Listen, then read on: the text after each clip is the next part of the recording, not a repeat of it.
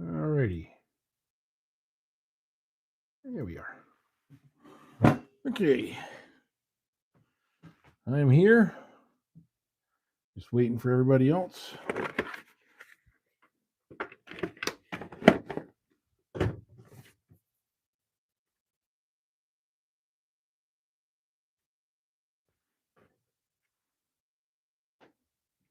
Probably a good time to do a little cleaning on that face shield of mine. It's getting a little messy.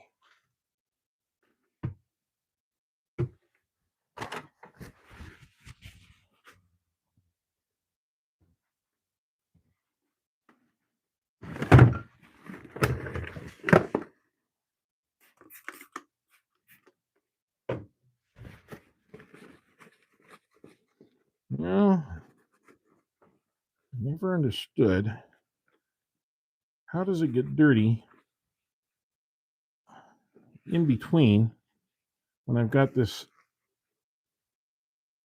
clear plastic applique over the front of it? How does it still manage to get dirty in there?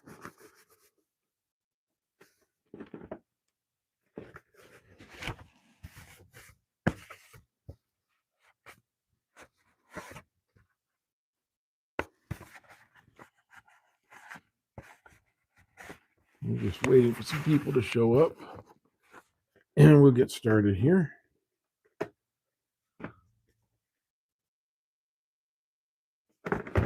Oops. I'm going to clean it on the inside a little bit. That might help.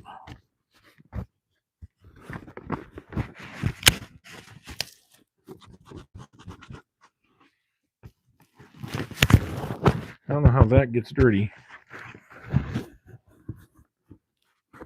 I just don't understand how that gets dirty. All right. There. Well, at least it's wiped off. Nothing else. So there.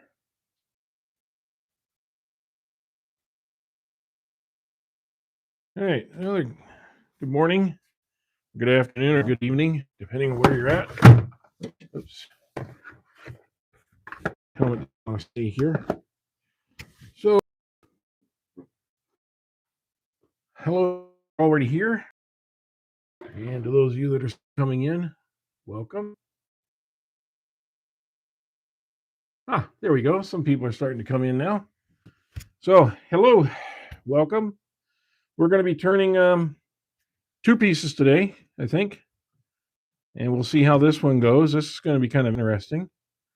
So I was dealing with some cracks, which I don't know if I got them all dealt with or not, but we'll see.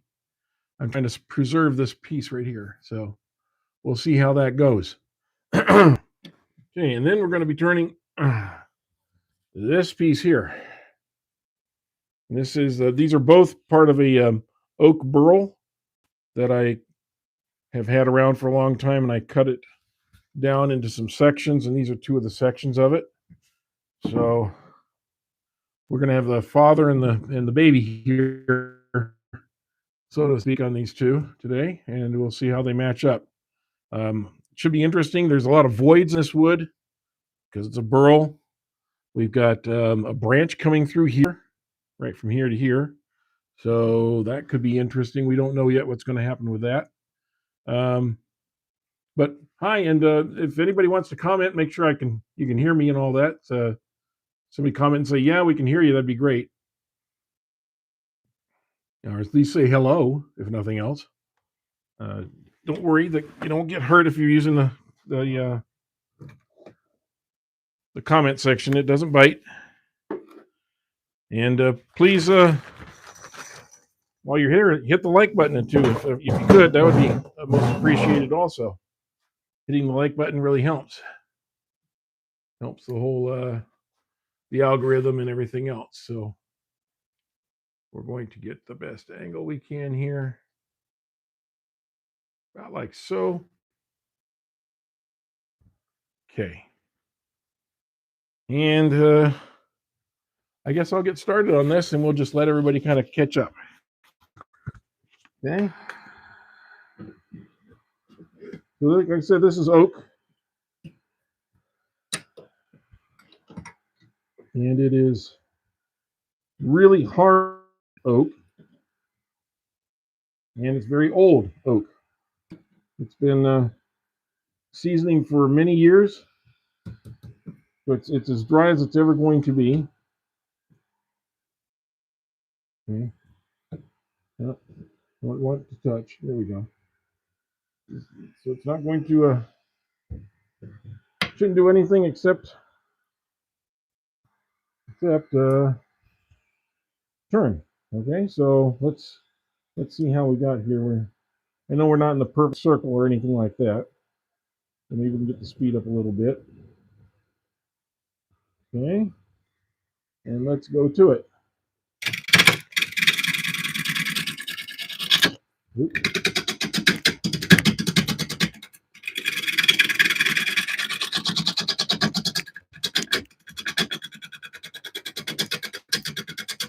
This is your first cut just to kind of take off a little bit of it and get a little rounded.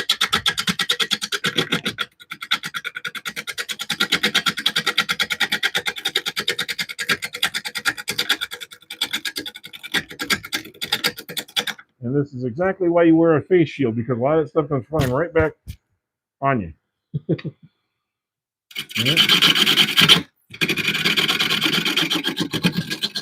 All right, I'm gonna have to turn up the speed. I think I can now. Yeah, there we go.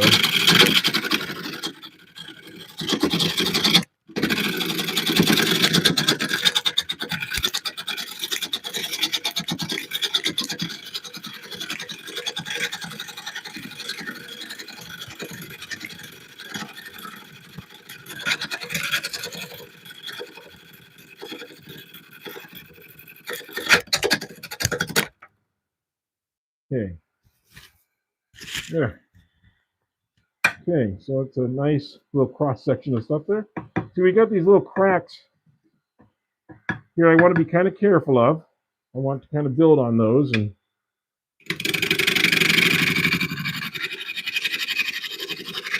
also start forming this curve. All right.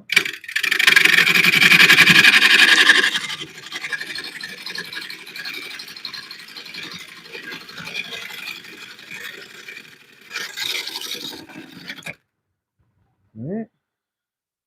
I think we're pretty well. I got a little flat spot right there. So as I'm working this up, I'll get rid of that little flat spot right there and there. And we should be good, well shaped. So there we go. You can probably pick up the speed a little bit more now.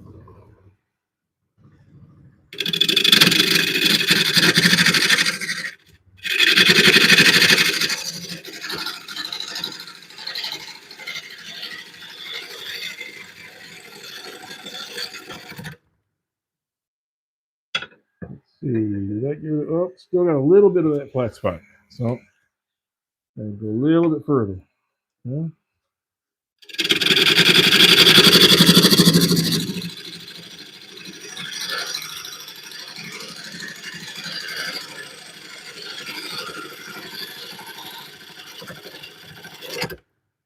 Yeah. You notice we just ride that bevel all the way up. And I think we are pretty good there now. I can kind of clean this off.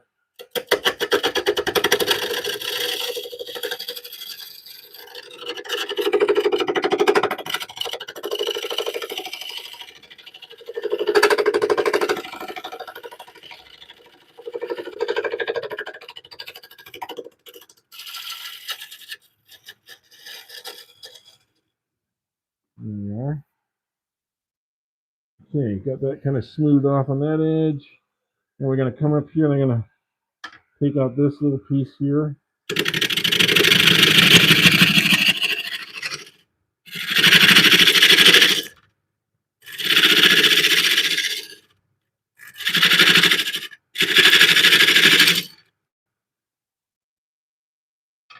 Now we're doing that. Okay, good.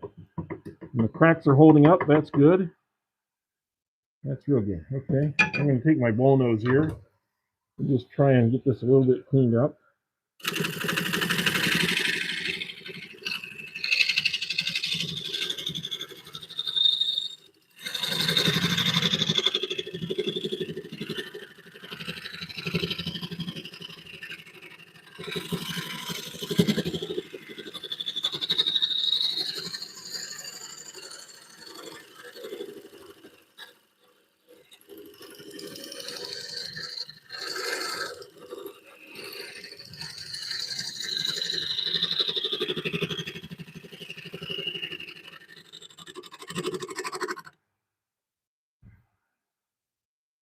Oh, that's looking really nice. Now I like that shape.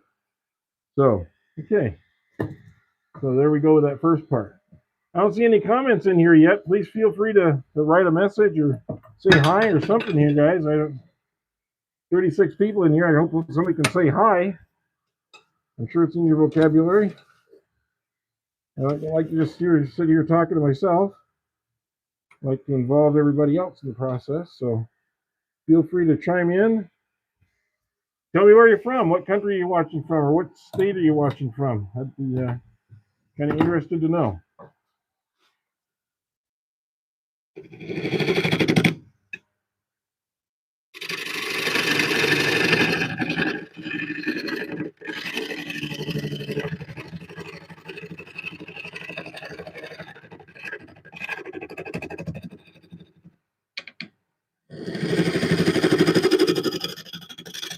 Yeah.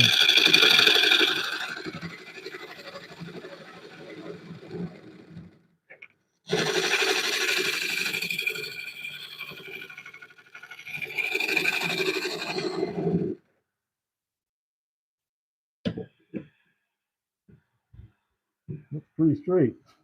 You keep my little flat part here. I'm just gonna run it across.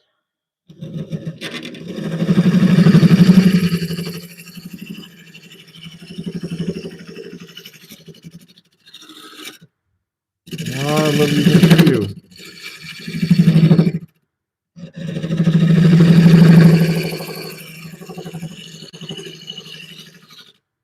There we go.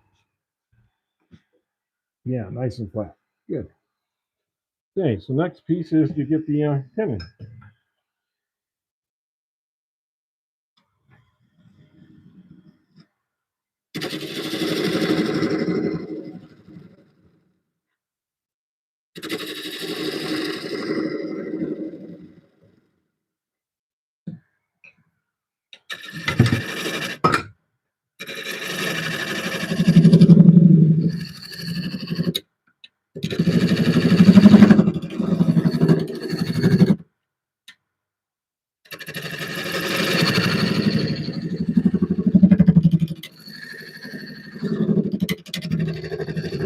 The reason for that rubbing is a little bit because we got pretty straight grain right in here, and it's kind of scraping as it goes through.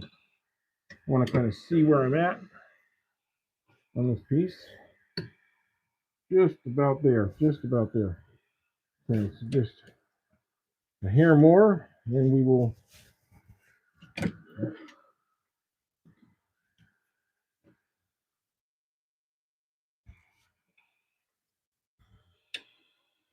We'll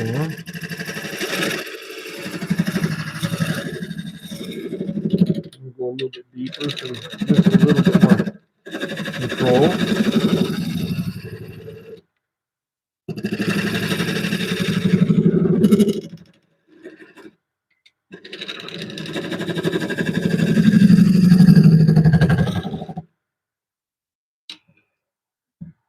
See if I got the right mark now. Oh yeah, perfect. You just need to make it a little bit deeper. 1/16 of an inch is not enough. You got to have a little bit more than that to hold on. Not a lot more,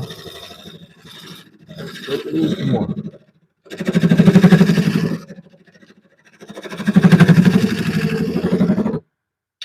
If you don't, it's going to come flying off later. Yeah, that's plenty. Probably more than plenty, actually.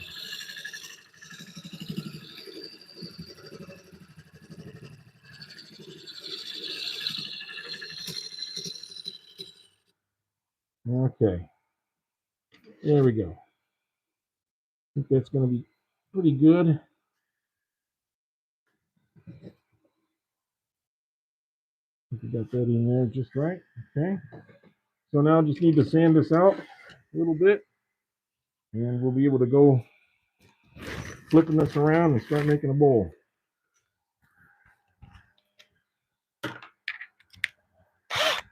This should sand up pretty quickly.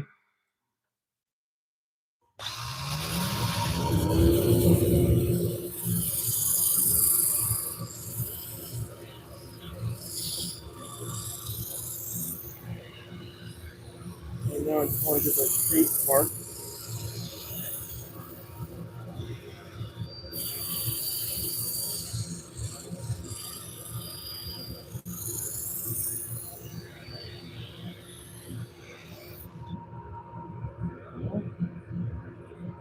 Beautiful. The sand's really nice. You have a good hard piece of oak like this. The sand's really good. I'm going to go backwards, reverse spinning.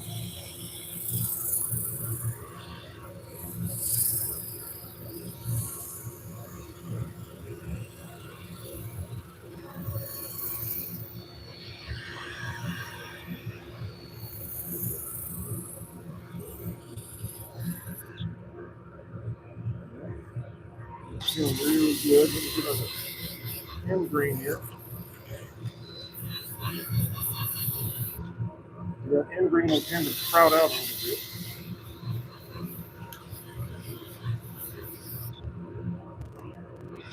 Yeah.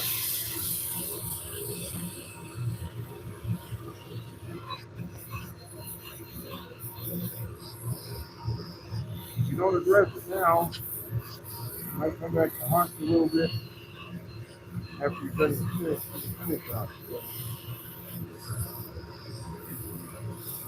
your hands are your best teacher. One of the best tools you have is right here. Use that hand and feel around in both directions. Okay. We'll do this one here. Ah, here's my messages. All at once. Hi, Anthony. Yeah. Here's what's up. Huh. Boy, there wasn't any comments, and all of a sudden there's like a whole bunch all at once here. So let me catch up to them. They just kind of appeared all at once. So let me kind of go back through this. Okay, we got Anthony, Florida, great, and yeah, smack the like button. I appreciate that. Hey, Jimmy, and how are things at Soldier Farms today? I gave you guys a shout out the other day. Uh, I like the ukulele you're working on, by the way.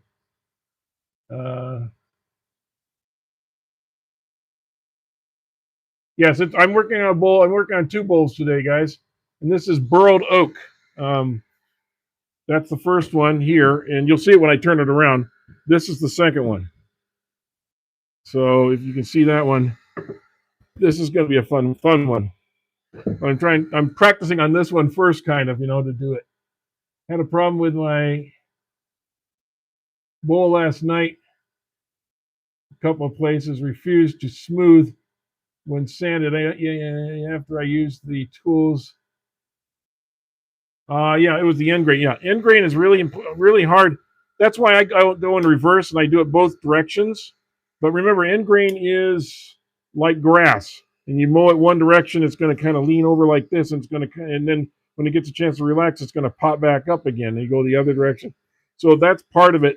The second thing is after you sand it, vacuum it if you can, and that'll kind of pull things back up and let you know if you're still missing any little parts to it. Also, make sure you're using good, sharp, new sandpaper. Those are a couple of recommendations I can make for you right there.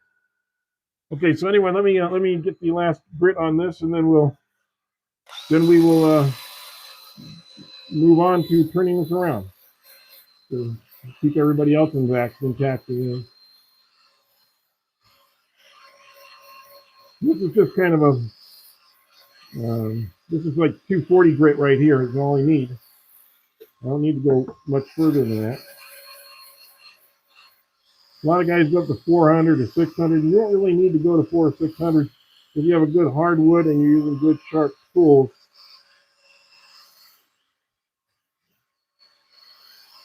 I'm just kind of going back around and picking up all the loose pieces that didn't trying to get laid over, I guess you would call it. Okay, and we kind of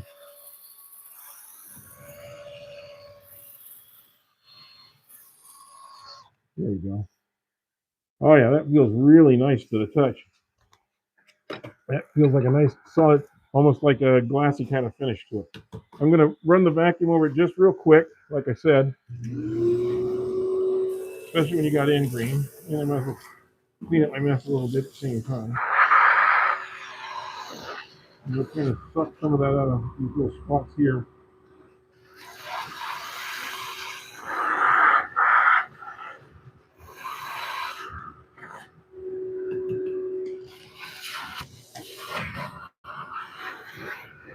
There we go. Okay, got that. Let's put a little bit of finish on it.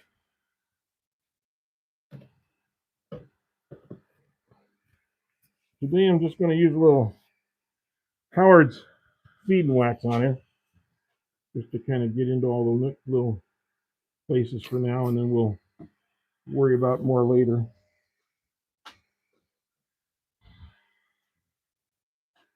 But I want you to kind of see the color that comes out of this. Look at that. You get to start seeing all the movement in this burled wood.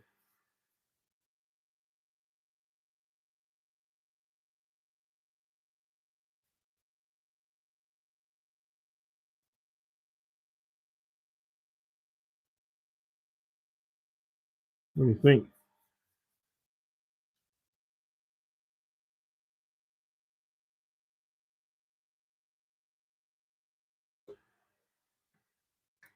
Oops.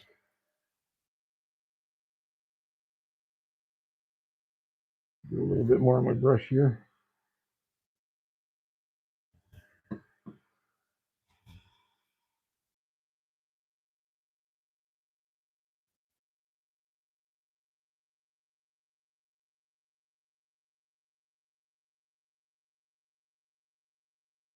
Yeah. It kind of makes that oak just kind of spark right up, doesn't it? And on the other one, you're going to see colors of red and so forth come out of it too. You won't necessarily, I don't know if you'll see it in this one, but you will see it in the next one. I'm going to kind of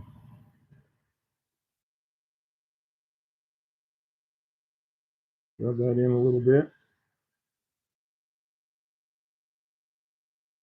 There we go.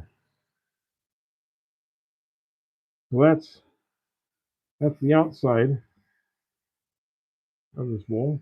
That's just the first coat. Obviously, it'll get more coats later on.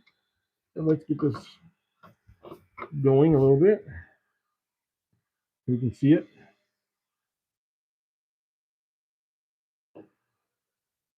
That's going to be nice. Okay, now my drill here.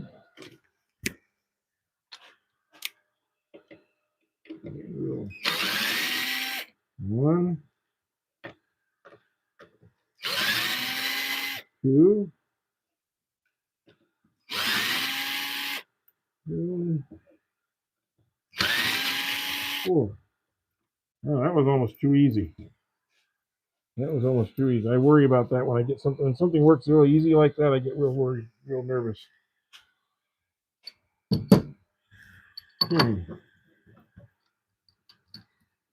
Check on this one.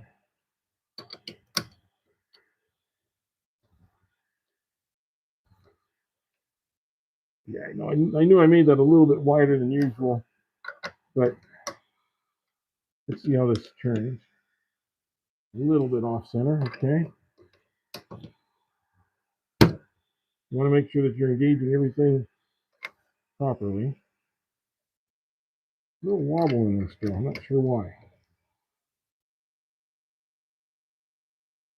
That occasionally happens, even though you make a nice tenon, it may not sit properly in the.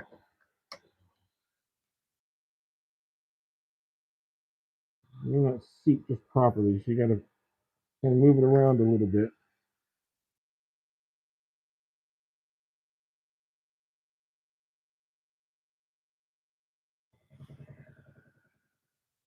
There's a little wobble to it, but not much.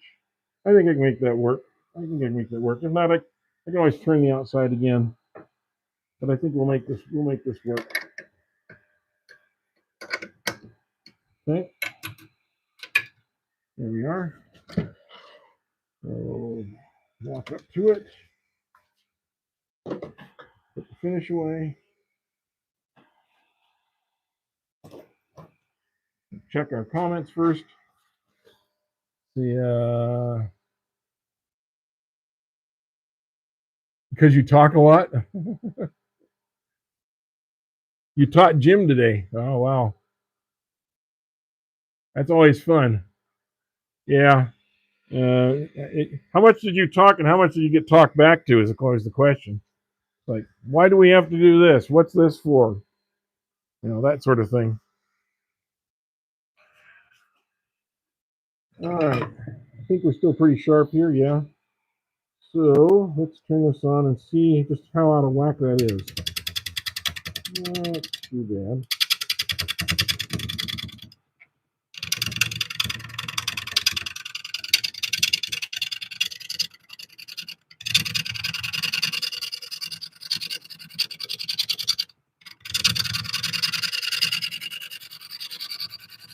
I'm just kind of establishing myself here a little bit.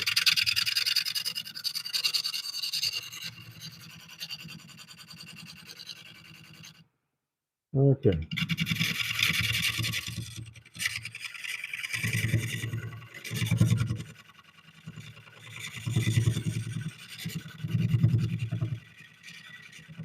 Hmm.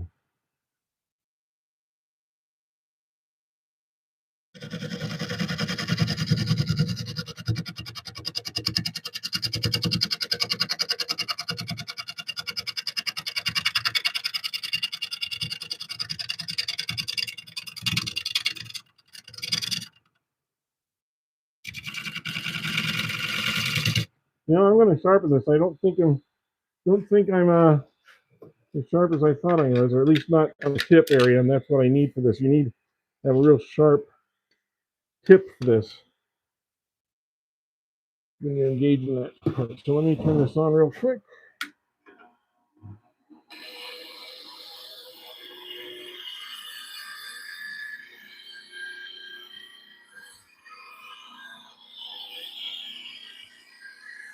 Never hurts. Always want to sharpen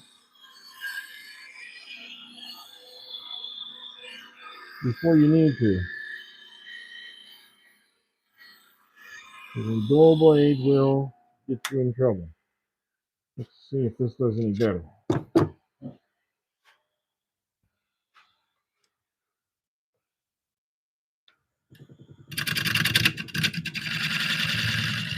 Yeah.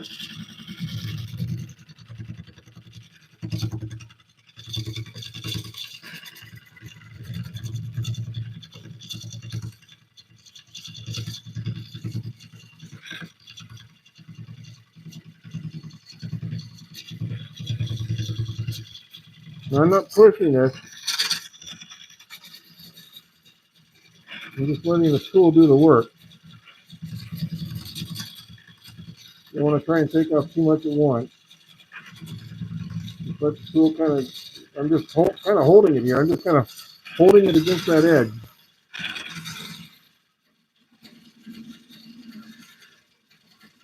You see the ribbons flying off of it. And I'm about 650 RPMs right now.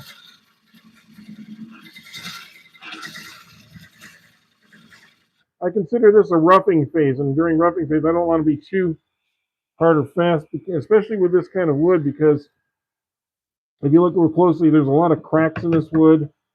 There could be some voids. I don't know what I'm encountering. So I think it's better just to take it slow and easy on this part. Let the tool do the work.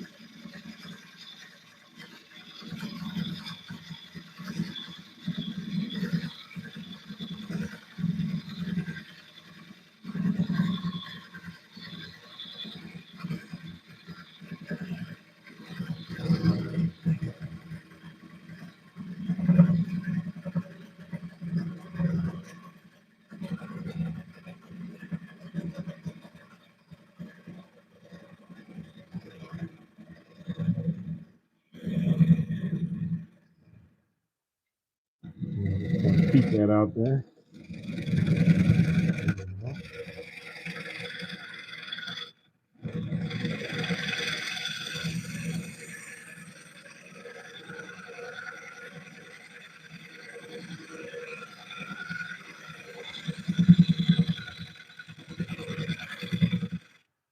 I think that's where the screw holes are. Yeah, I was kind of hitting that. Okay. So now we're starting to get a little color in here, if you see it. Oops. A little bit of color in here. And that'll develop as we go through this a little bit more. Please hit that like button, and if you can, subscribe. That would be appreciated. Also, we'd like to keep adding subscribers. We want to get to 5,000 subs, and we want to get to 5 million views. And we are at about a little over 4.3 million views at this point. So that's good.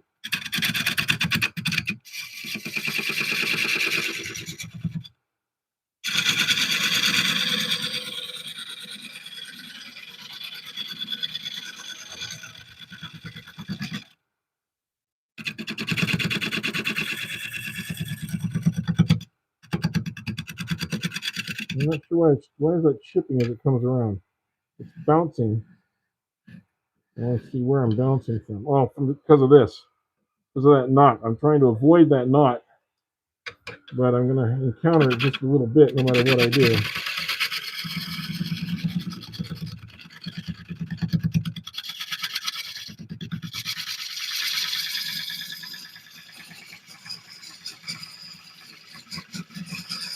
When you're working with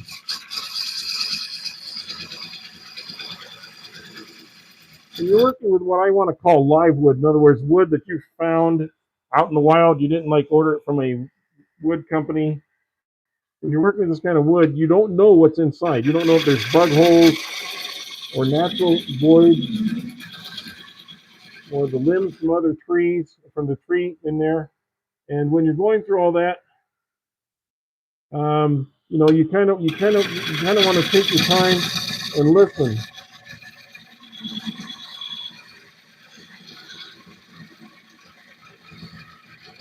And whenever you hear something or feel something a little bit off, that's the time to stop and take a look and see what it is that you're hearing and what's causing it. If you don't, that's usually when you get a big surprise.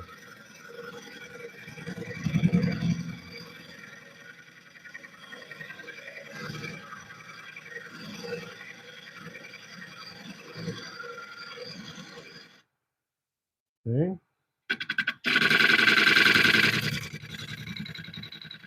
Yeah. Seems to be harder out here in the thread.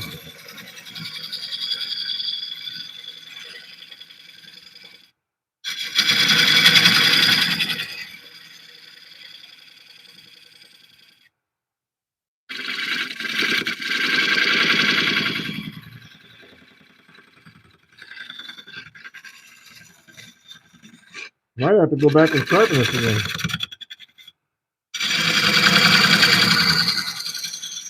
That side is sharp, the other side's not.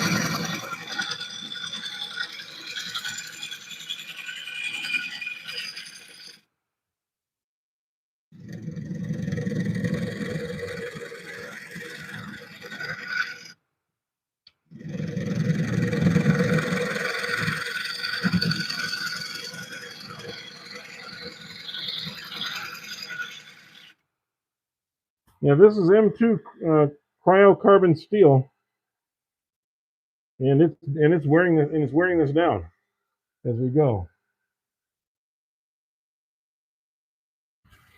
Let's see, what's it say here? No. Oh, you all go play basketball and leave me alone. There you go. That's that's good.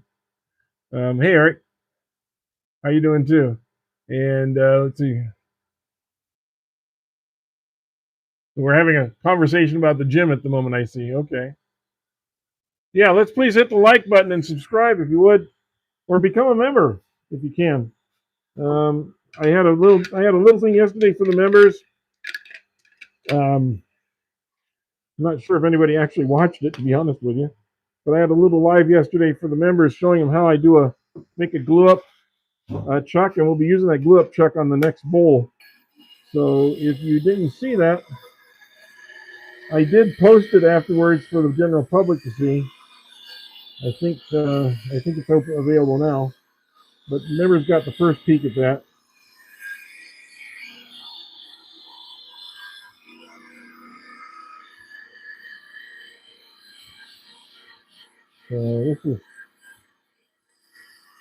This piece of wood is teaching me what I'm going to need to know on the next piece of wood, because the next piece of wood has a lot more challenges to it than this one does. This one's pretty straightforward for the most part. The next one is going to be the challenging one.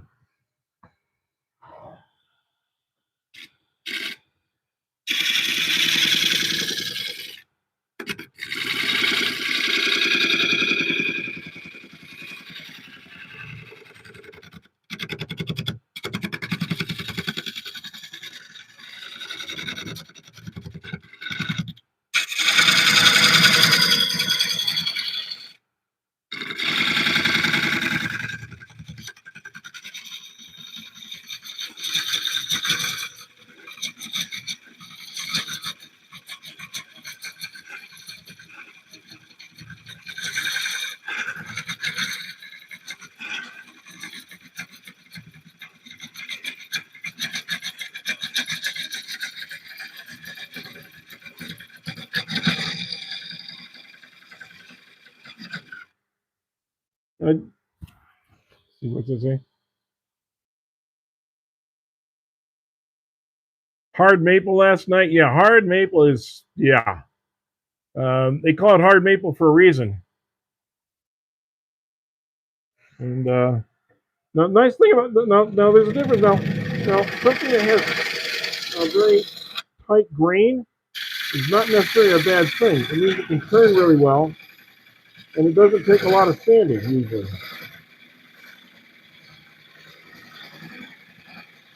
But you do need very sharp tools to control the cut.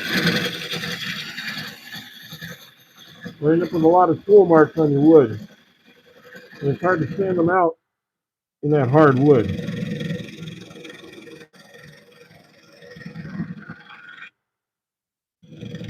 But like that pine bowl you did the other day, the problem with you have with pine is it tends to be not a very hard wood, and when you're sanding it, you have the grain is some of the grain is hardwood and some of it is softwood, and if you're not careful, you end up with this ripply kind of feel to your sanding because you're sanding two different hardnesses of wood at the same time, and it really doesn't make for a very pleasant sanding surface.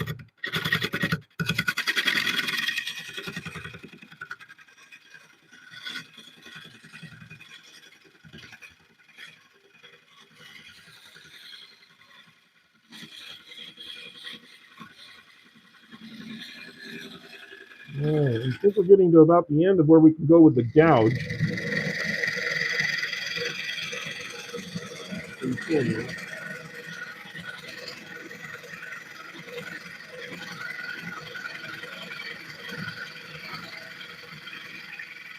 I'm going to have to switch over to a scraper here in a minute.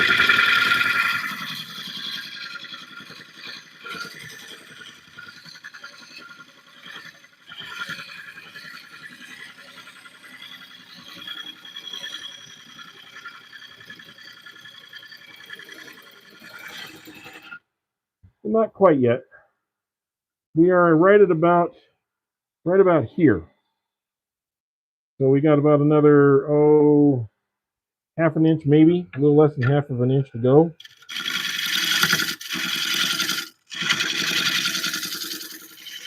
I'll clean that up as best I can. I don't want to accidentally grab that.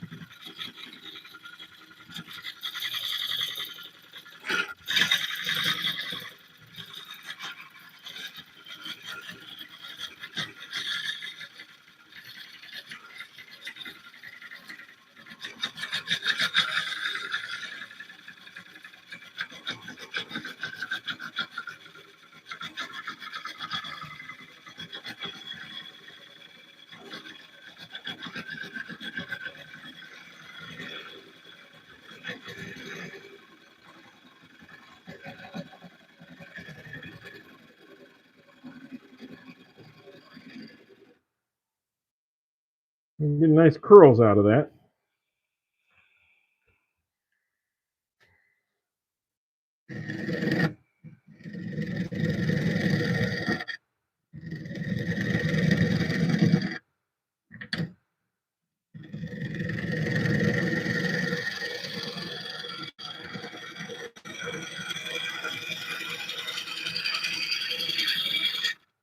I'm going to change my lighting here a little bit because I'm getting shadows.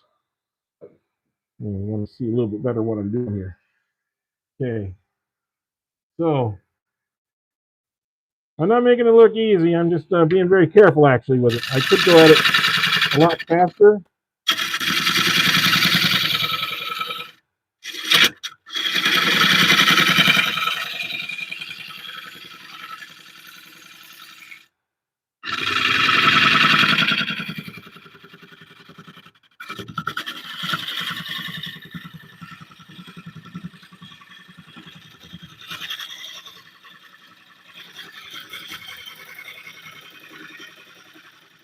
The whole key here is the face of your gouge. If you turn it this way too much, you're going to get grabs, okay? Because it's coming around, and something's going to hit it, and it's just going to snap and grab it, okay? So that's why you want to keep your gouge this way. And the more you turn it towards night, towards say 3 o'clock, this would be noon, that would be 3 o'clock. The more you turn it towards 3 o'clock, you're going to get less. You're going to remove less material, and you're just kind of putting it against the end. So you kind of have to keep that area where you're at about 1:30 on the clock, about 1:30, 2 o'clock. And as you come in, you slowly turn it, you slowly roll it over to get to the end. You're almost at 3 o'clock. So here you can be a little more open. And as you get towards the middle,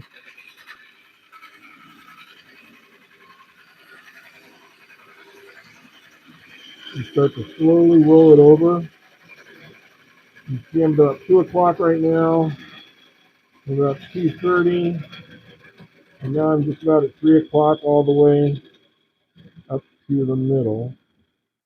Yeah. And then you can come back and you can just kind of scrape that out like so. Now, one thing I haven't done to this point, and you always should, check your connection. Make sure you're still nice and strong. Maybe tighten it. Don't really tighten it, but just kind of turn it, see if it's loose at all. It's not. That's good. It's got a good connection still. So that's good, but it's important that you do that, okay? You had tapered sides, and let's see, tapered sides, and on the developed ridge. Okay, and when I tried to take them out with a tool, wanted to catch, and yeah, so that's why you want to really make sure you're using your scraping motion on your tool.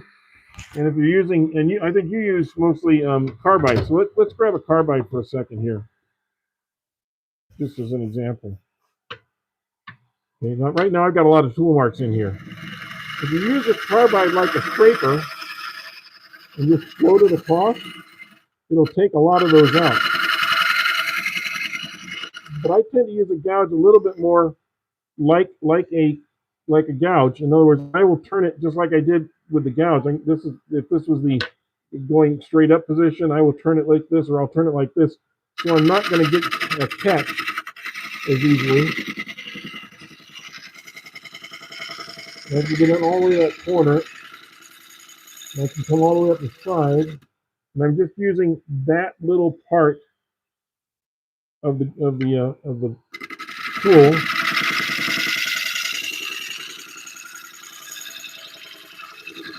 Just sort of a scraping cut, and then again, I don't want it to catch.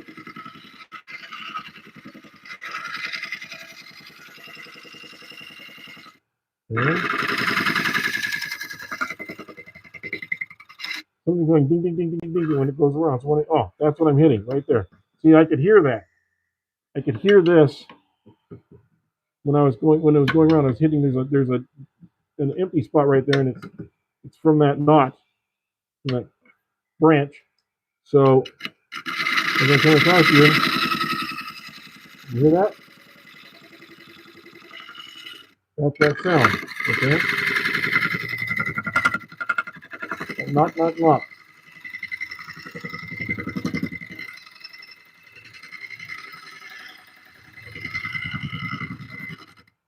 Okay.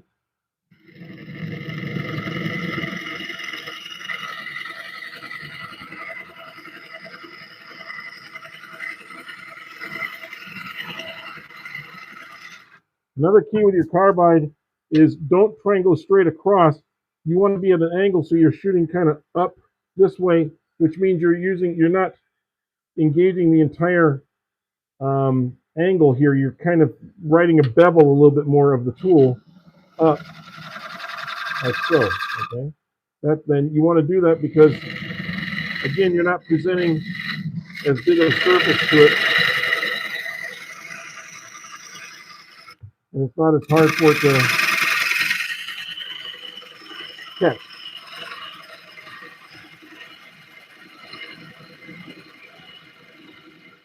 So I lower this end a little bit, point it up just a little bit. You can also lower your rest a little bit. In fact, I think I need to move my rest in just a little at this point because you also don't want to be too extended away from here. The more control you have, the better. So.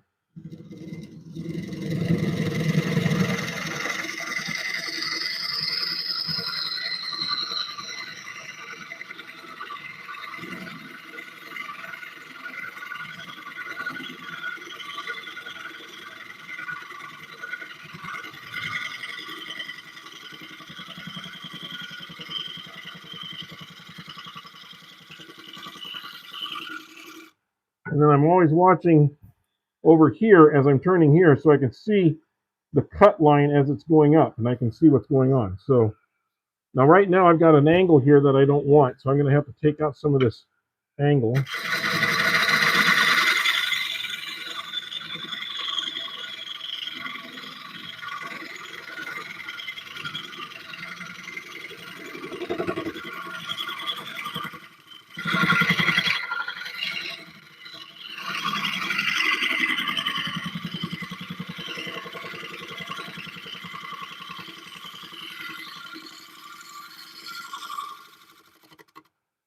I want this angle to match where it is down here. So I'm right about there. It should be straight here and then start angling in. So I need to take a little of this side off. I'll see if I can do that with my scraper. We definitely need to make this a little more thin.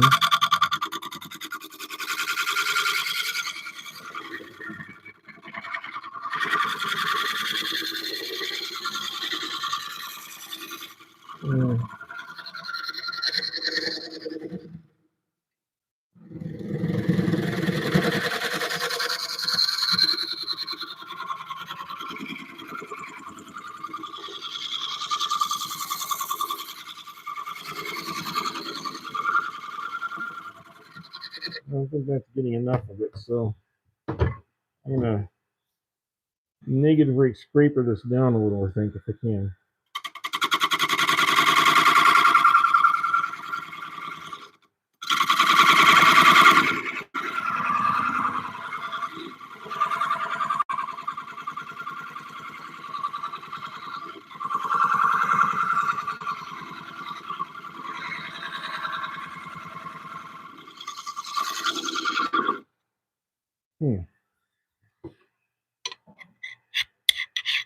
Should still have a good edge on it from the other day, but let's try.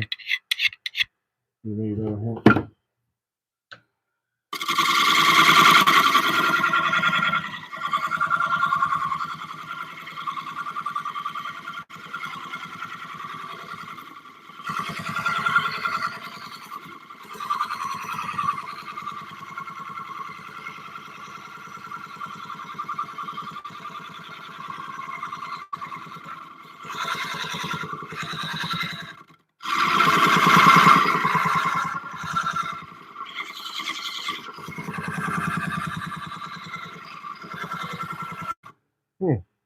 That is just really, really, really, really tough in there. I'll try another approach.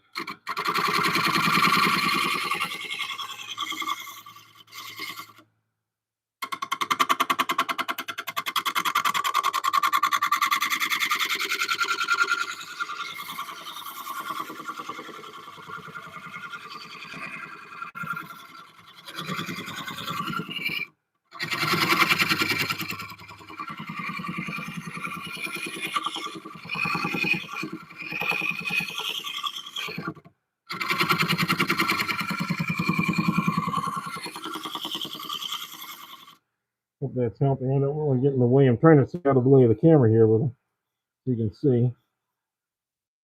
Yeah. I'm still not happy with that thickness.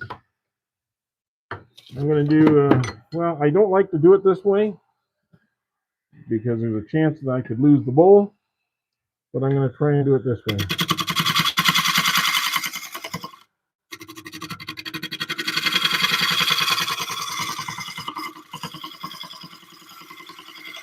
Because this is much more aggressive.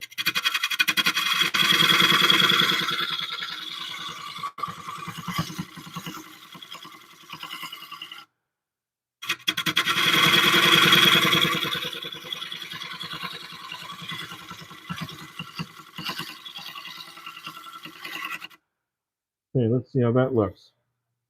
Yeah, that's looking a little better. Now I can come down here and angle this down towards the middle so it matches the pattern on the outside.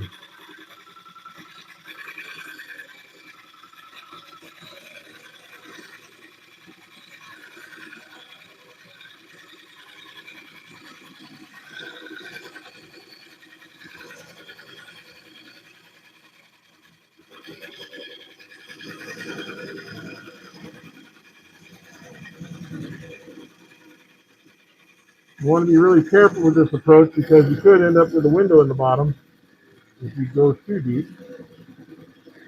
I'm trying to just kind of mellow it down in there.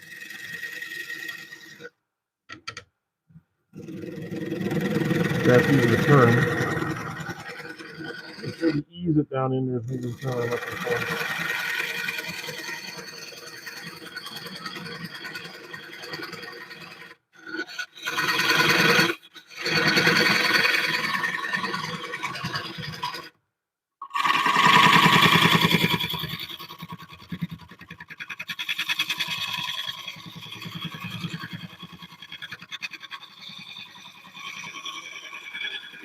And you can see all those rings.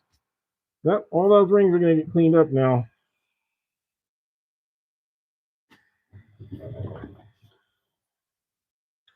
We'll use this.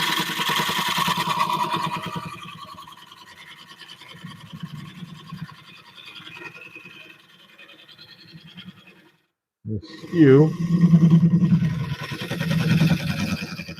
Flatten that out pretty good, I think.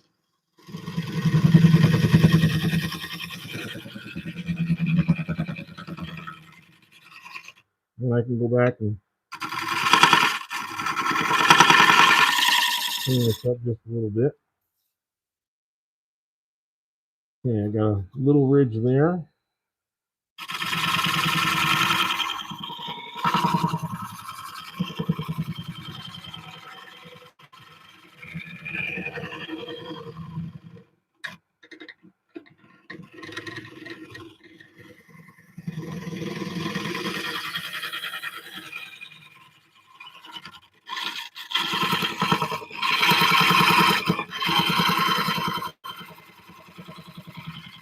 Using the heel of the skew. Okay, that was the heel of the skew coming down. I think I'm feeling I'm right about here. Yeah, I really don't want to go too much deeper. I just want to clean out that bottom. So I'm going to use my bigger skew, my bigger scraper here. I think I can use that to kind of just belly out the bottom there.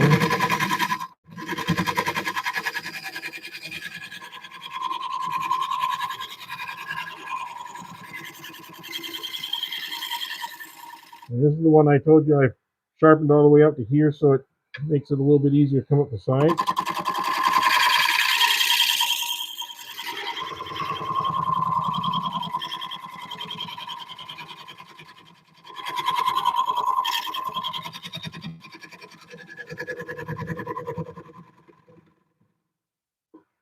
Okay, I think I took some of that tool marking out of there. Okay, I think we're good here.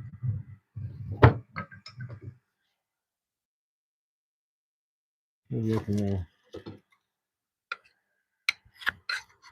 let's try this.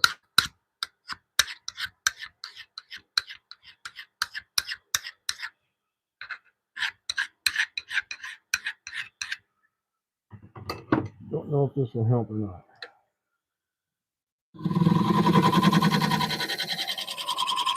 This is some very fine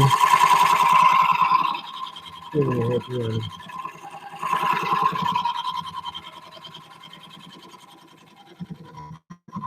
Not taking off a lot. I just want to kind of scrape it down a little bit. There we go. Okay, there we go. I think we can sand this out a little bit, and we'll be done with this bowl and move on to the big one. So, what do we got here? We got looks like about 30 some likes so far. It would be appreciated if we could get some more likes. Or a few more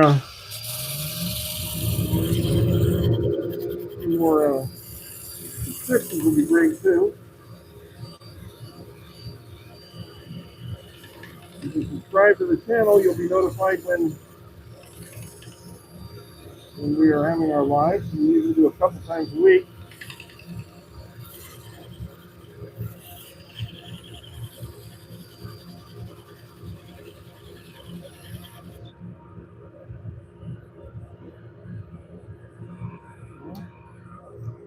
And if you're a member, sometimes we do a little member times.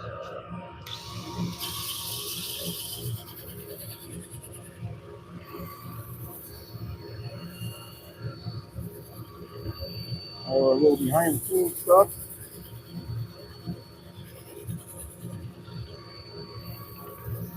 We did some behind the scenes stuff yesterday. You get to see it first before it's published.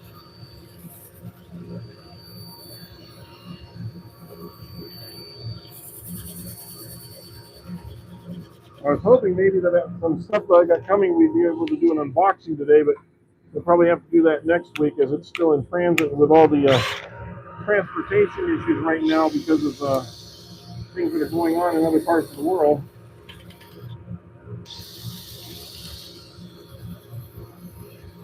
It's a little bit difficult right now to get some stuff delivered quite like it should be.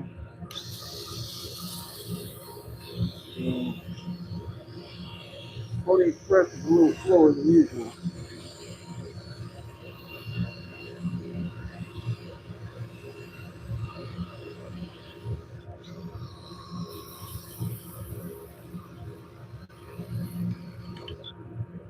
Okay, there we go.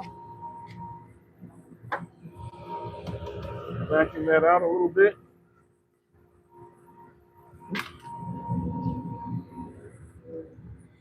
We'll vacuum that out a little bit, and we'll be able to move on.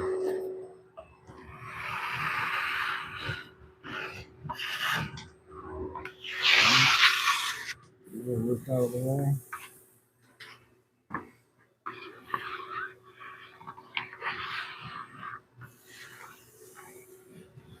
I like to keep my work area somewhat tidy. I think it goes back to my old restaurant days.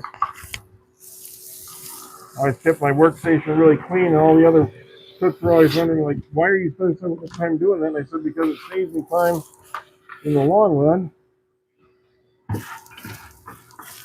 When I closed the restaurant, I was usually out of there about 20 to 30 minutes faster than the other cooks who didn't know how to work in an organized and clean environment. So I think I carried that little bit of, I don't call it OCD, I would call it more like I'm too lazy to do things twice, so I do it right the first time when I can. Kind of approach to things.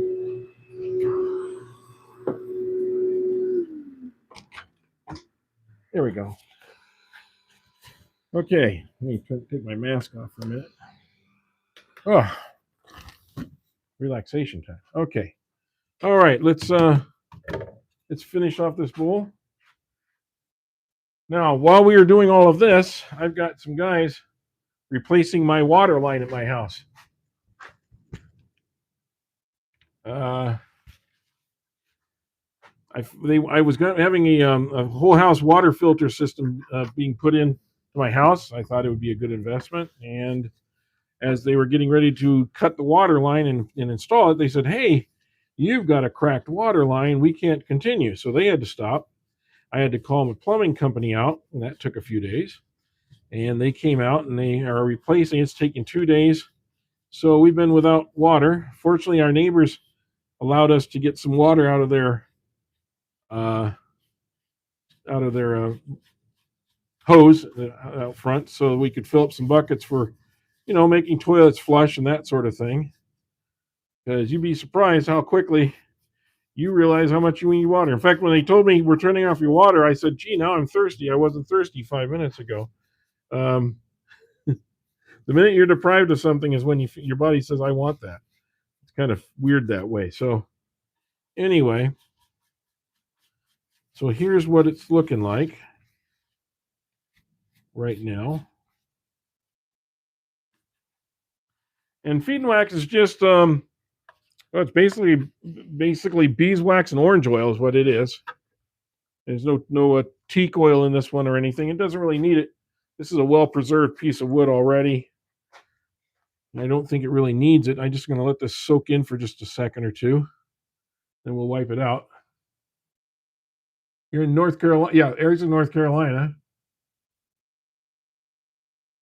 Sitting in your sofa in your living room. Great.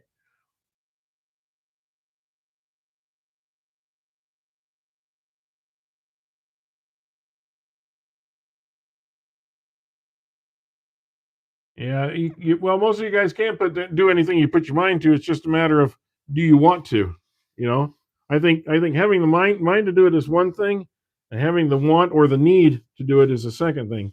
What do they say? Necessity is the mother of invention. So, the more you need to have something done or need it, the more emphasis you'll put into actually getting it done. Right? No matter what it is in life.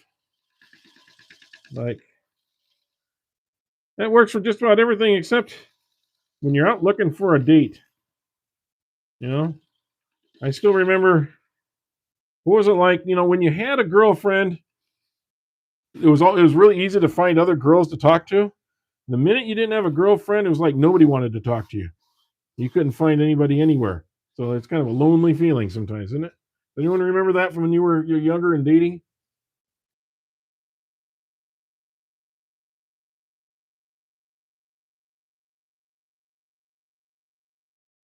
Yeah. I can imagine it did turn into an electrical upgrade. So far, I didn't tell you the rest of the story. They were putting in the new line and trenching, And as they got out to the water meter, the city water meter, there's a crack in the city water meter in the seal. So then I had to call the city out to come out and say, hey, you got a crack on your side, not my side, that you're responsible for. And they came out and they looked at it and said, well, it's just a tiny drip. It's really not much right now. We're not going to worry about it. I guess until there's water flooding out of the main, they're not going to say do anything. But at the rate this is going, it's probably going to end up going all the way back to the street at some point because it just seems like it's one thing after another after another. Fortunately, and hopefully there's no more problems inside the house once we get all this stuff done, because that's my other concern. The house is about 45 years old, so these are the things that happen. 42 years old. So these are the kind of things that happen. Well, that piece that I had to put some CA glue on to make sure it wasn't going to come off stayed on well. I think this came out pretty good. You guys tell me. It's a nice little bowl. Nice and light.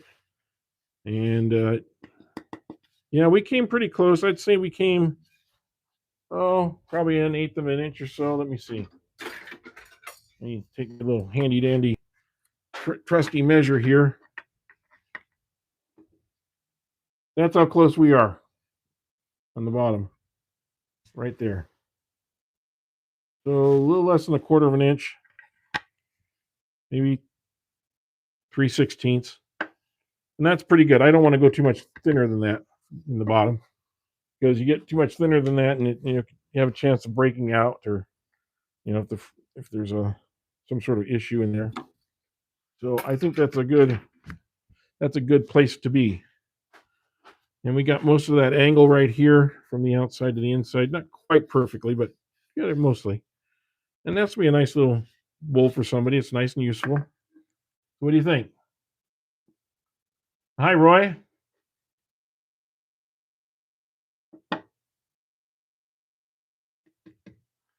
If you're off the market, you're scarce. Yeah, well, yeah. And you're off the market, you're scarce, but everybody wants you, right? Yeah, yeah. All of a sudden, all those. Well, it's not just that. It's just that for some reason you just seem to see more people that attract your attention. When you're not attached, you don't seem to run into anybody. That's kind of the issue, had to get a little drink there. So it looks like I've got like 33 likes and 59 people watching. We're not exactly scoring it up today, are we? Well, maybe this next one will get a little more attraction. I know it's a weird time of day. Over in Europe, this is like, 8 o'clock, 9 o'clock at night, 10 o'clock at night. And on the East Coast, guys are still working, if they work. And on the West Coast, they're still working. So I realized it was not going to be the most prime time to be on today. But I thought I'd give it a shot. And of course, all of the Middle Eastern area, it's night, it's late night, or it's late night there, and it's kind of early morning in Australia. I would guess it's probably 18 hours difference, so it's probably 7 o'clock in the morning, 8 o'clock, 7 o'clock in the morning. So people in Australia, New Zealand, places like that are just kind of getting up. So I want to do the outside first. Okay, so I got this piece of this is the larger piece, and I did cut it down some. If you watched yesterday's video, or if you remember, you saw me kind of cut this down a little bit because 12 inches was going to be too much because I was going to be dragging. So this is about 10 inches or so, and I made it a little bit more round than it was. And I made a glue check on the back, so this is held on with glue. And I'm only going to turn this one way. I'm not going to turn this around. This is the bottom. That's going to stay the bottom. It's the bottom. That's it. So everything is going to come from this side because it's only a 2-inch bowl. There's not really enough room to take out an eighth or 3/16 or something of an inch for a miter. I just didn't want to take that extra space off of there, especially with this kind of wood, because look at this. These crags go all the way down to near the bottom. It's very possible this whole thing will just come blowing off. Okay? So that's a really big thing here. What's this say? Steve says, with water leaks, if you think you have one, there's an easy way to know. In putting in our plumbers, you can buy a single ear, yeah, stethoscope. Yeah, you can do the stethoscope thing. Yeah, if you're hissing, yep. And there wasn't any real. What was the thing on mine was it's galvanized pipe. My main was galvanized pipe, 40 some odd years old, and galvanized pipe after 40 years just doesn't last. But the other problem was that the galvanized pipe, it wasn't broken through; it was just cracked and it was being held together by the dirt. And it's when they started taking the dirt off that it actually started to expand out. Until that point, it wasn't really a problem. There was a little bit of moisture on the ground that we thought was just from the sprinkler system, and instead it was actually it was actually my pipe. So those things do happen. Yeah, quite often. But that was an expense I wasn't expecting to do this month. Um, so it's one of those things. And unfortunately, we were in a position to be able to take care of that, but it wasn't something I wanted to do. So I'm going to turn this real slowly first, make sure I'm clear. Oh, not quite clear. Okay. Now let's see. Yep. All right. And we're going to turn this up slowly.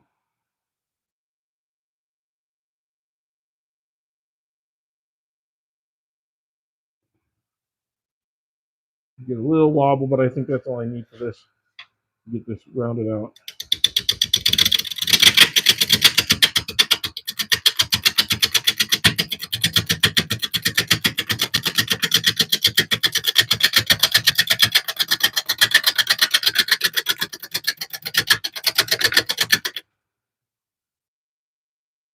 I just want to see what they're doing. I can see I've got pretty good rounding. There's going to be a couple flat spots here, so I probably have to go down about 1/4 of an inch really to start getting into that. So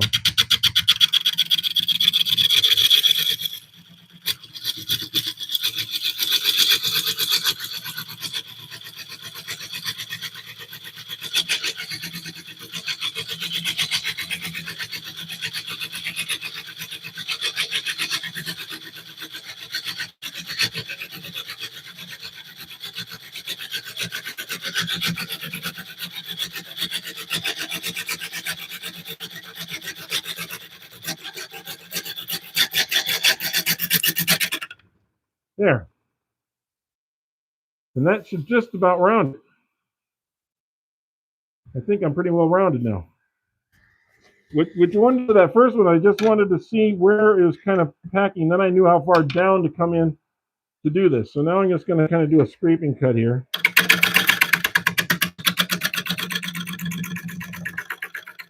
Since I'm not going to be turning this around, I kind of have to do the back side too.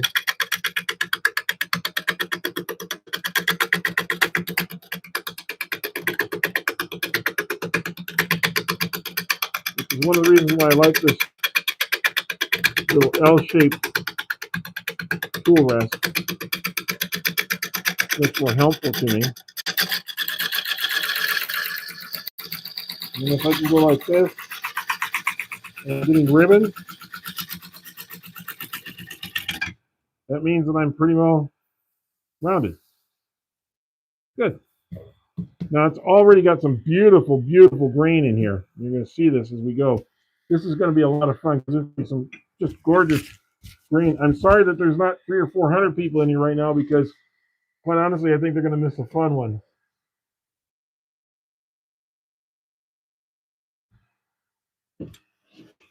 So we can start on the inside. We don't have to flip this around or anything. We're all going to be on this side of it.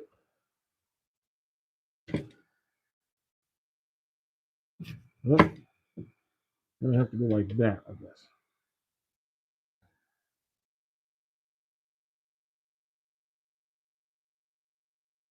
It's going to be a little bit of a challenge because I can't get this under here. So it's going to be a little bit of an interesting to try and get this in here. So bear with me as I go.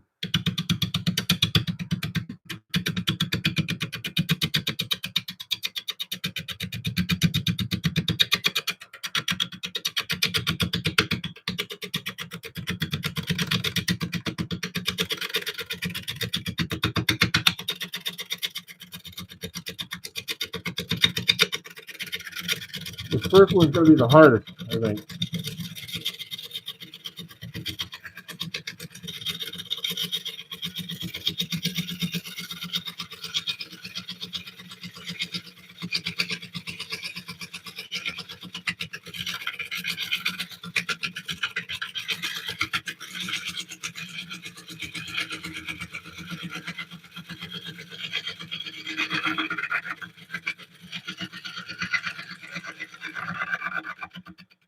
You'll notice it's banging a lot.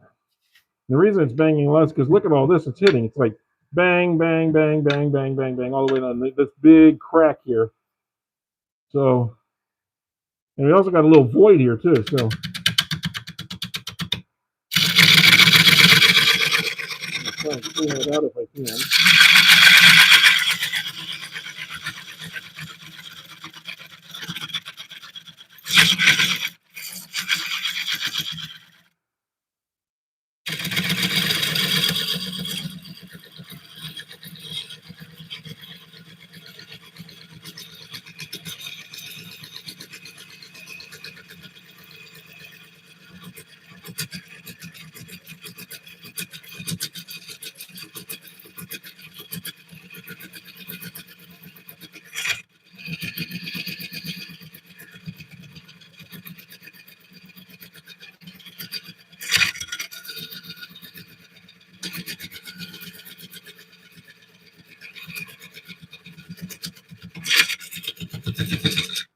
See all the ribbons it's making. That part's good. The problem is it doesn't sustain a ribbon because every time it comes around, it comes to this or this or this or this, and it breaks it all off. So that breaks off the ribbon. But this is going to be the fun part. I can tell right now.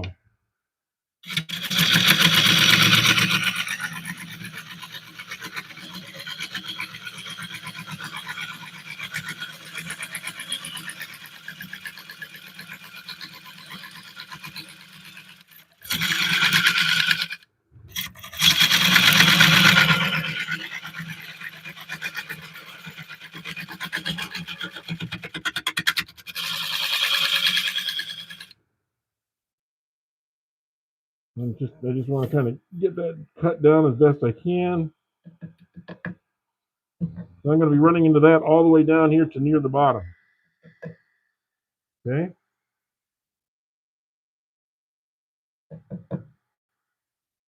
So, what do you think of the piece, though, guys? Is this a good challenge? I've been holding on to this for about 4 years. But it was probably cut down, I want to say 15, 20 years ago.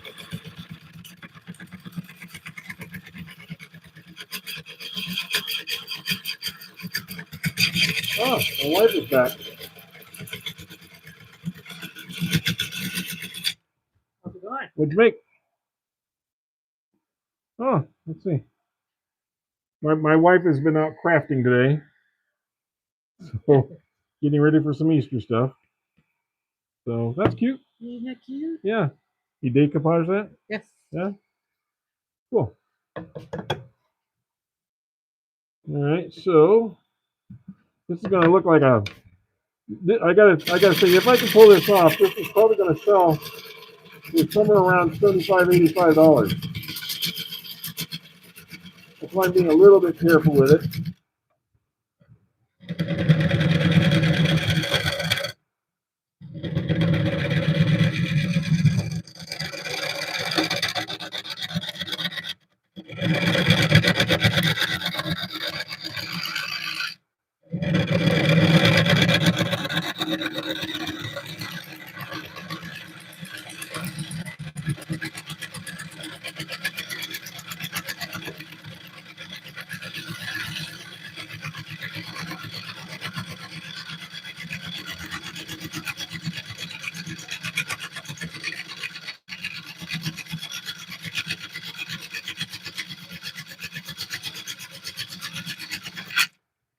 Ah, so,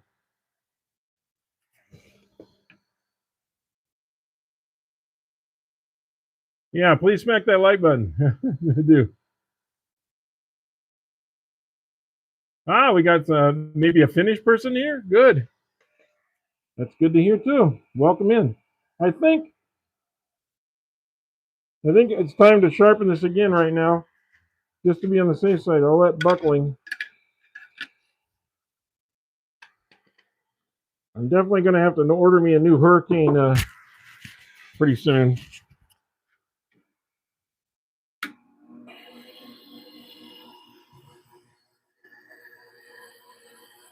But if I sell the bowl, I can afford it, right? The bowl will pay for another Hurricane.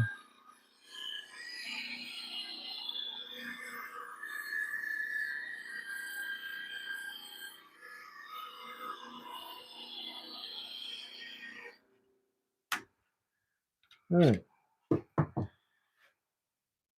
Nice thing about having that repeatable grinder piece. It just really makes this easy.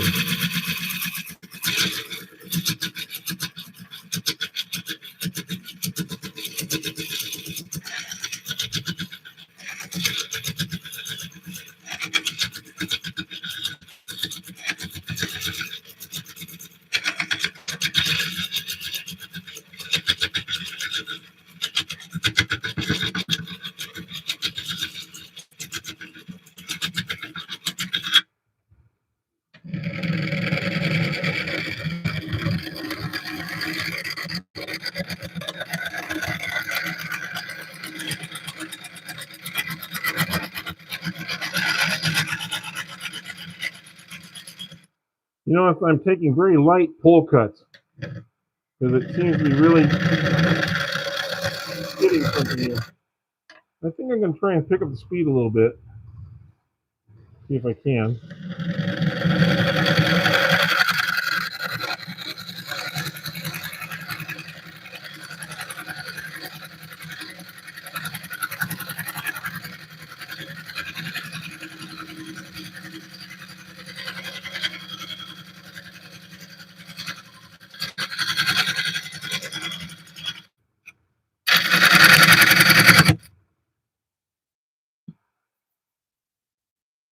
This is a very heavy piece, so I don't really want it to go.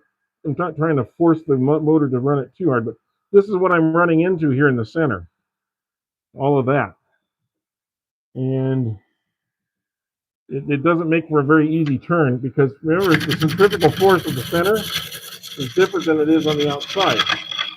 This is spinning at a much slower rate in some ways. Let's see what you look at it. For this to go around one time, it's got to go all this distance. So it's got to go faster in relation to here, where it's just going around in a very small circle. So the interior is spinning at a different rate than the exterior is.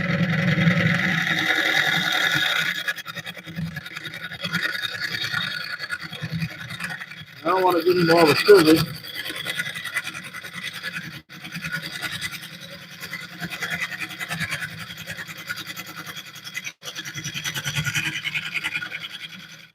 But it does kind of change things as you go.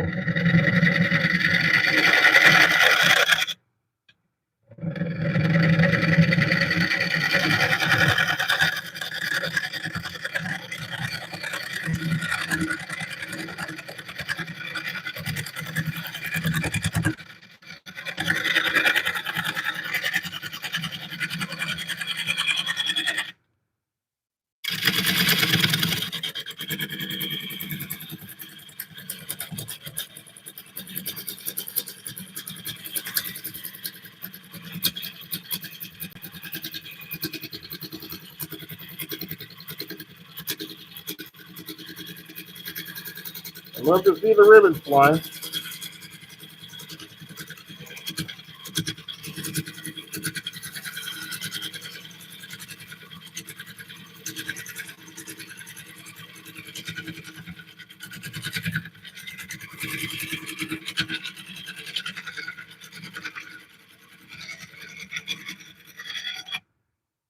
Hey, I love to see those ribbons fly. It makes me, I love that.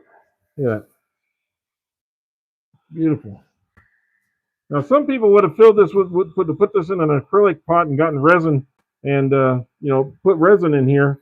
I like the natural look, but you can see this crumbles in here. So as I'm going through this, I'm hitting these big ruts, and I got to be super careful as I get in here because I don't want to be hitting those things.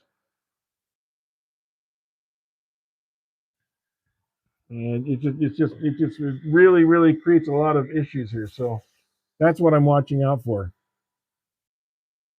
Yeah, you could put glue, and I did. I put some glue in here, and you see how far it penetrated. Because remember, it was out to here, so I penetrate. I put a lot of glue in here, and that is holding some of this together. However, this crumbles. See, it crumbles. There's actually pieces that will come out of that, and it's soft. And yes, I could use wood hardener. I could have soaked it with wood hardener, and that would do something. But the thing is, you need to get underneath this somehow anyway. So hardening it would have just made it harder to get out later. So it's just, I've tried a lot of different ways.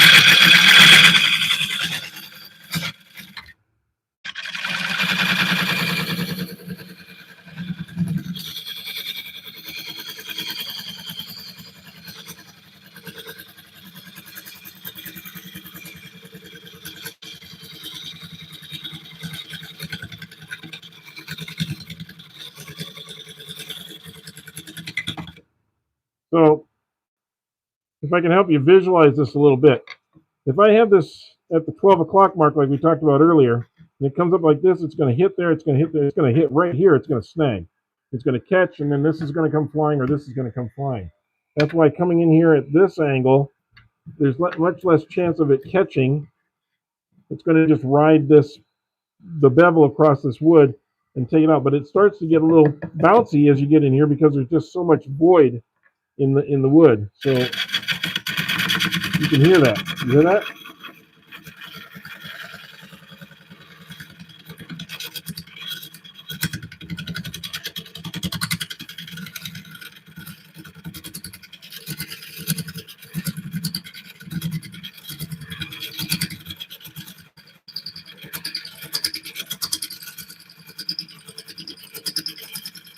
And you see the difference in the flakes? The streams, as I was getting across this and I was getting more wood, I was starting to get more ribbons again. And you can kind of start reading that a little bit. And I went deep on purpose just to kind of show you. But I don't really like to go that deep.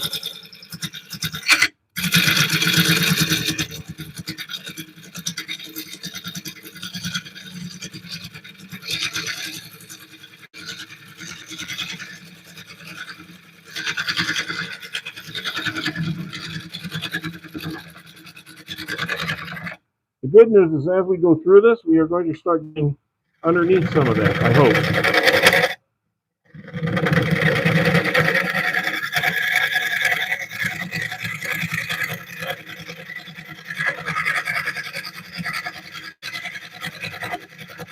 So here we're going to take light cuts. And by light cuts, I mean about 1/8 of an inch at a time off of here. Maybe not even that.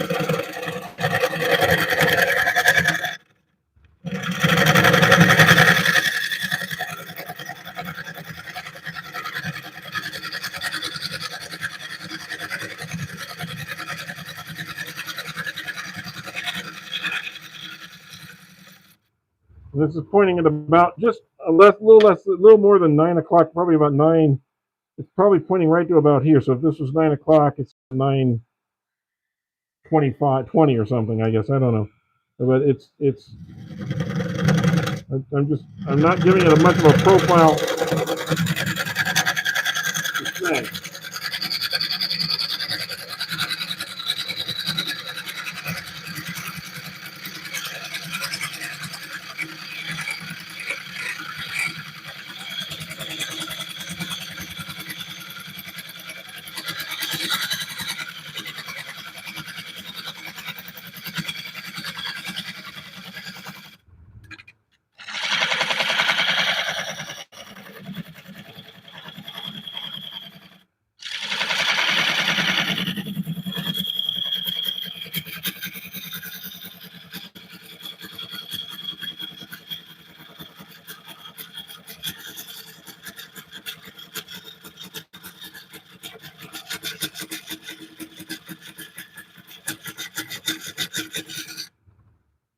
stop for just a second, take a look.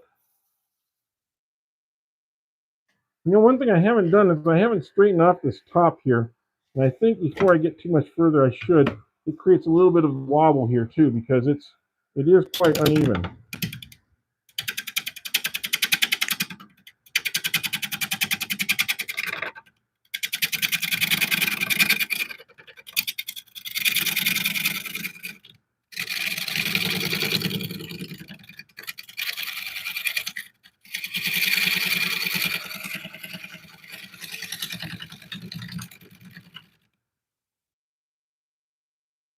There. Now it's much more even going around.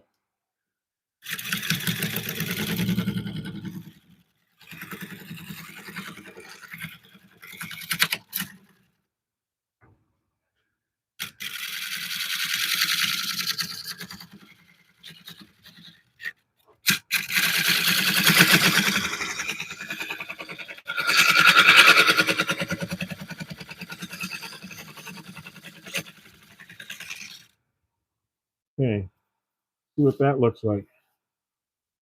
That looks a lot more finished. You know, you have these rough spots. That looks like much more finished edge. I just need to make sure that I'm staying out here and not letting it come in. So I have to make sure I really come down here.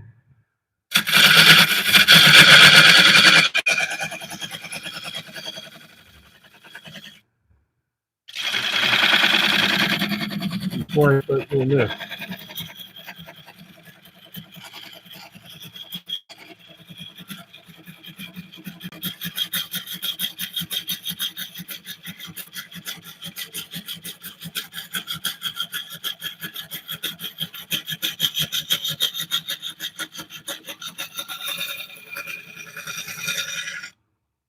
So there.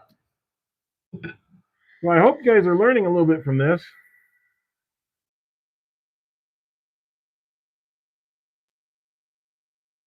Let's see. Couldn't you use Starbond? Yes. That's the whole challenge of this wood. Quite honestly, for all you guys, the challenge was I didn't want to do anything artificial to it. I wanted to maintain that moon crater kind of look to it, and that really draws customers, by the way. And if you start messing with it, you might actually deter from, I think, the natural beauty of this. Because I think when we get this all finished, you're going to see what I mean. So, I mean, I understand all of your points, and that certainly I've gone through all of that in my time working on these kind of pieces. I've already done another Burl that was from the same group.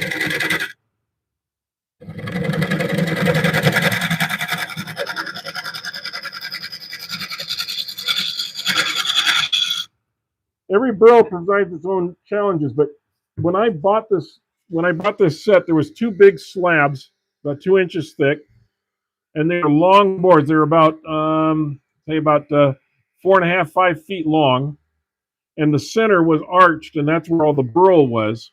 And the other pieces, I'll show you, the wing pieces were like this. So you can see it'd be like coming like this and then going up to a big arched round Burl and out again.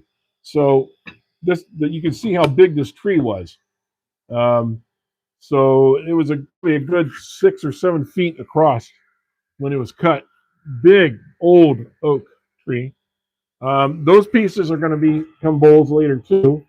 I had 2 big pieces like that, and then I had 4 other smaller pieces, and I got it at an auction for $25. If I sell this for about $75, I've made back 3 times my money, and that doesn't even count all the other bowls that I already sold for a considerable profit. So that $25 auction was really, really well spent.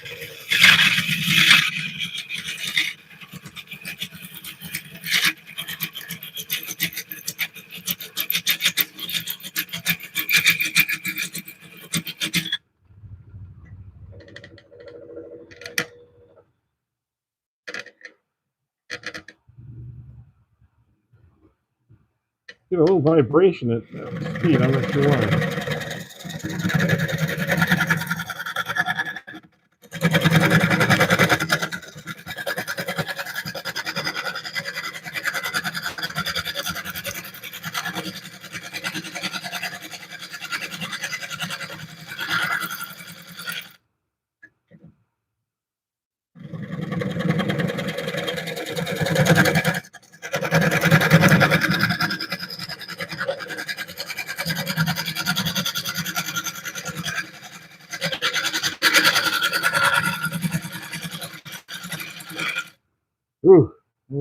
lined up there. Looks like I'm coming near, well, I'm not going to say near the bottom of these, but at least I'm getting down on these. This is starting to go away. That's good.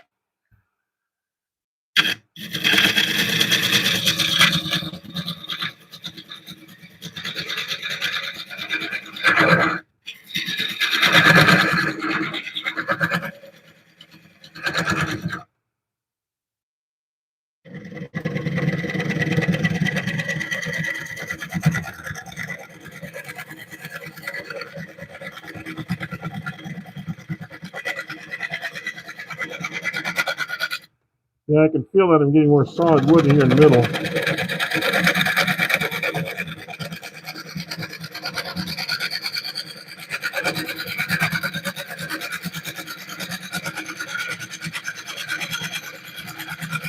Of course, less solid wood there. So.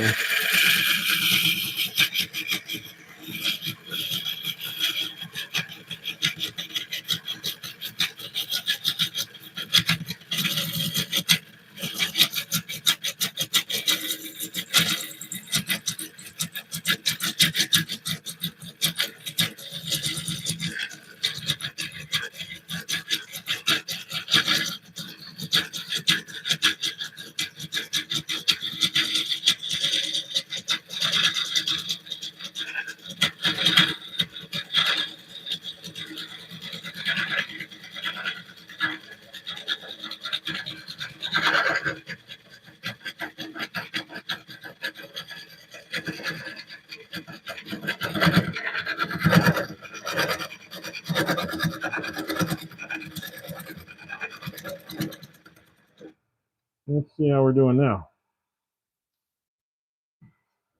Pretty good. We're starting to get in there. See, it's starting to, some of those cracks have kind of gone away a little bit.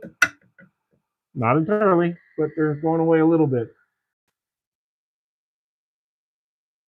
Yeah, it was a pretty good deal. It was an auction I came across. It was actually an auction with a ton of tools. And when I say a ton of tools, they had chests of drawers, like metal drawers, like from a tool, like a Big Mac or SK tools or something like that. You know, like a 6-footer full of drawers, full of planes, old planes, not I mean woodworking planes. Okay, and some guy bought that, I think, for $400, and I think just one drawer of those planes would have been worth $400.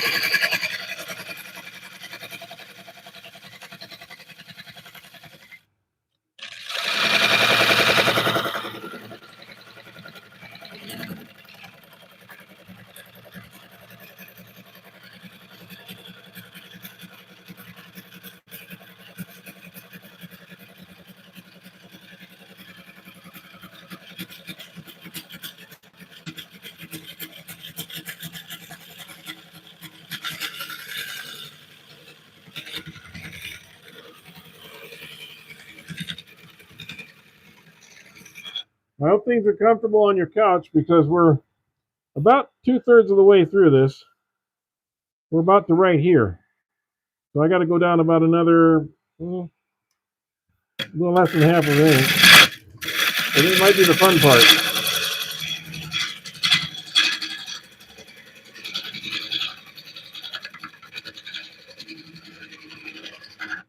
I don't know. We're going to have to see.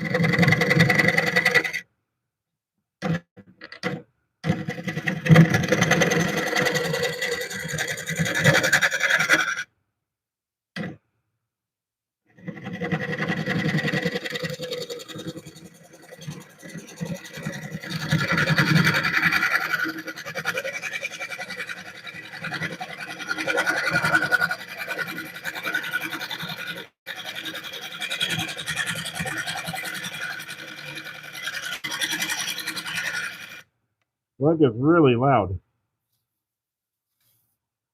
Okay.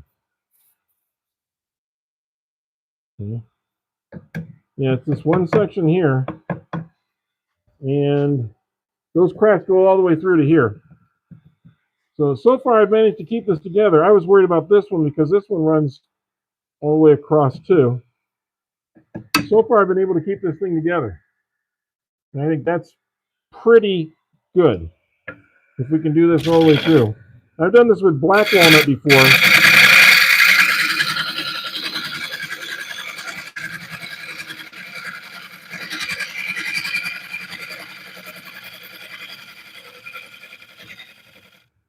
If anybody's wondering, that's about a little under 700 RPMs. Because I really just don't want to go any faster, and it's already creating a lot of heat.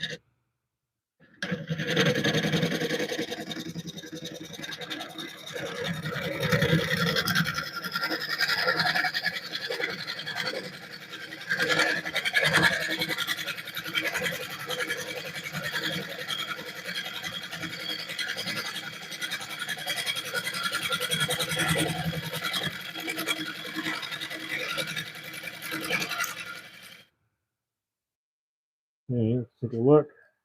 I'm also going to look at my section, make sure I'm not getting wobbly or anything. Looks like the glue's holding good. I'm putting a lot of pressure on that hot glue that I used to put this on. Putting a lot of pressure on it. So we're now down here. So now it's a matter of shaping and cleaning this up as we go. So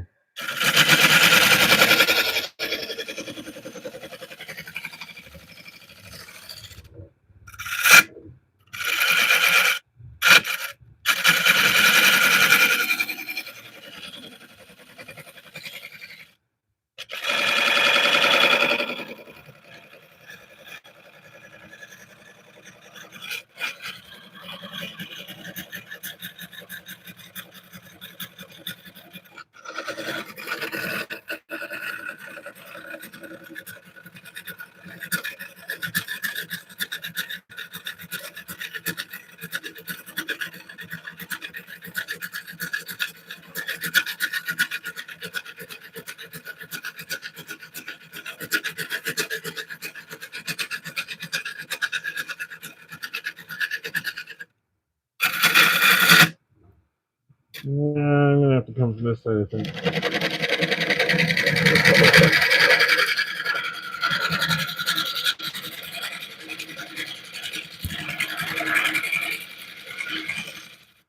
I don't like doing that because, quite honestly, it hurts.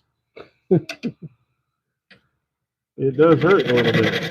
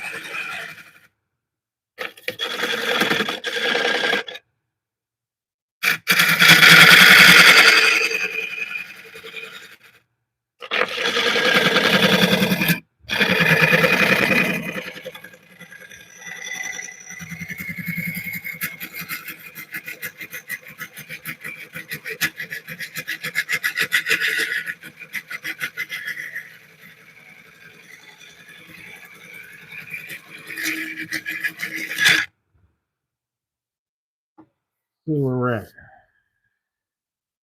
Right here, right there on the bottom, so I just need to make sure I curl that out real good.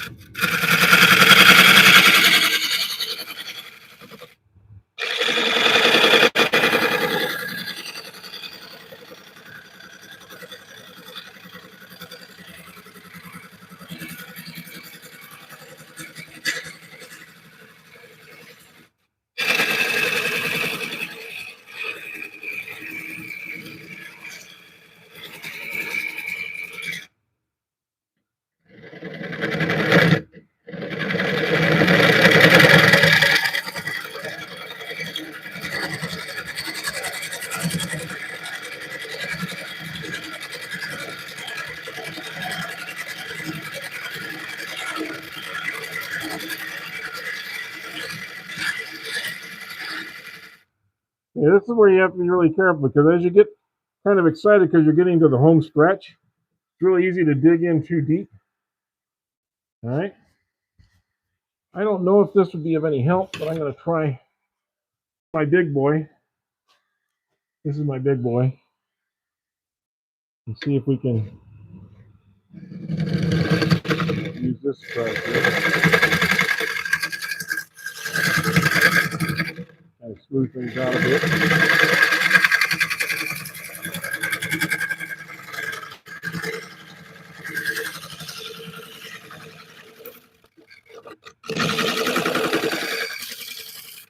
That might be a little too big part of this. Yeah, I think this one's just a little too unwieldy here. It has the wrong angle on it for what we're trying to do. Let's try something a little less. That'll give us just a little bit of a.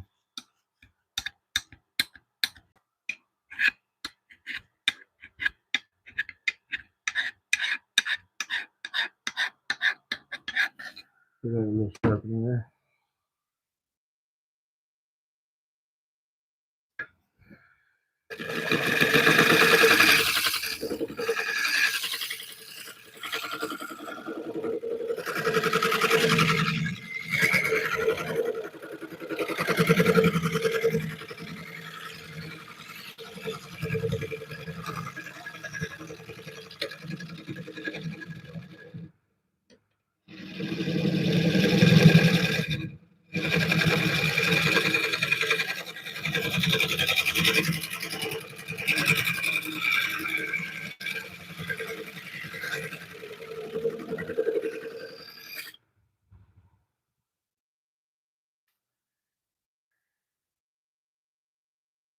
That feels pretty good across there.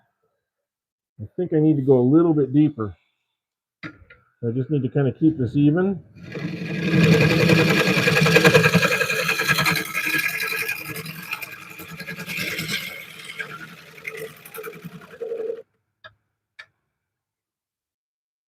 I have trouble getting the edge there. The problem with these big ones is you can get into some parts, but you can't get into other parts. So that's kind of what.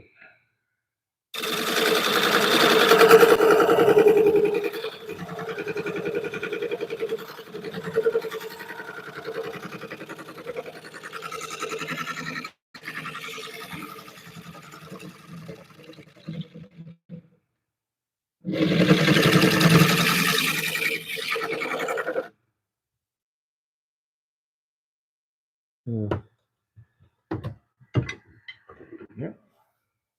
Go back to my old standard.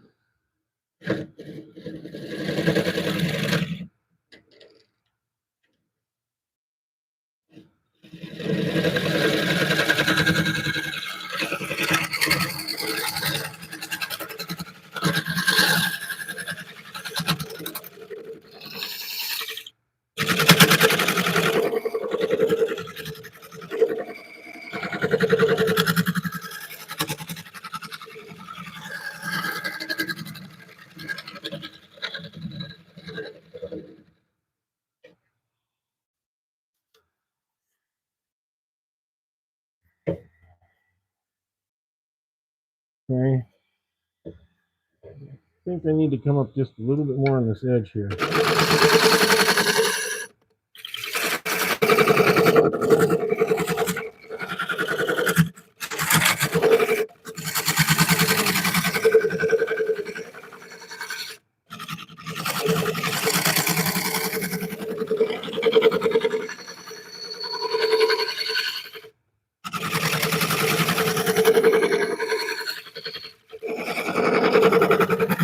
Now I can come across.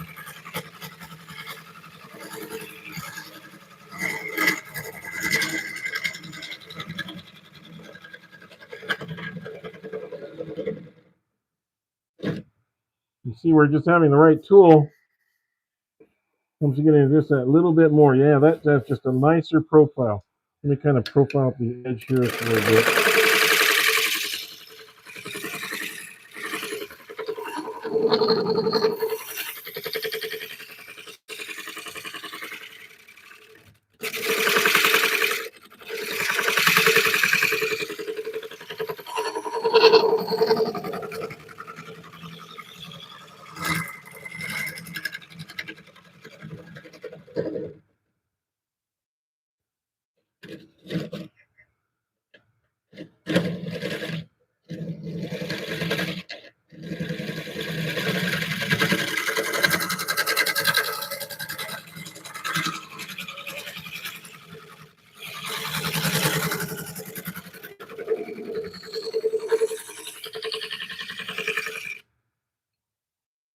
Okay. Yeah, that feels really good. Okay.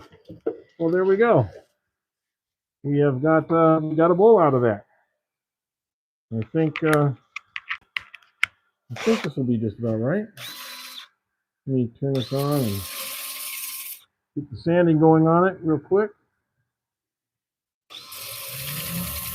We'll be able to look at the final results here and tell you what you think.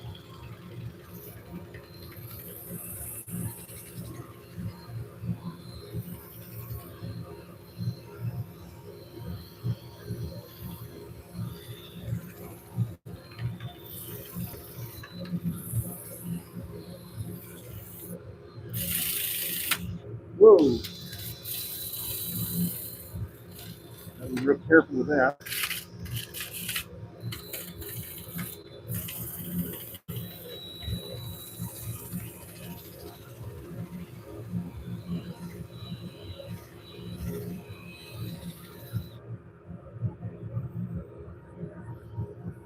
Yeah, you gotta be really careful with that. As this comes around, it hits that sander, breaks and can break it. So you gotta be really careful. All right, so we got that. We'll get the outside here because then we did the inside and the outside. Yeah.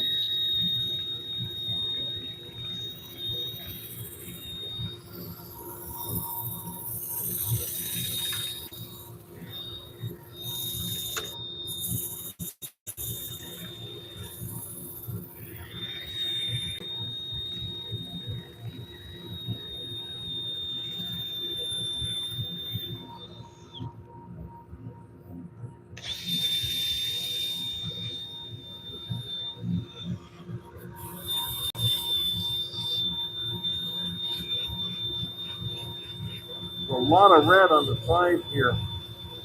You'll see once we get this sanding on here, all done.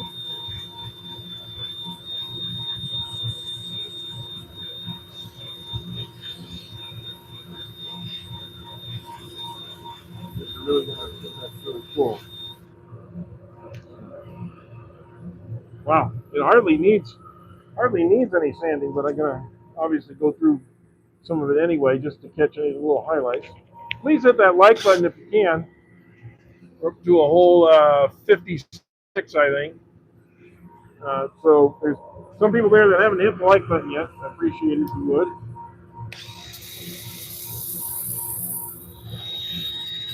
So now I'm going in reverse.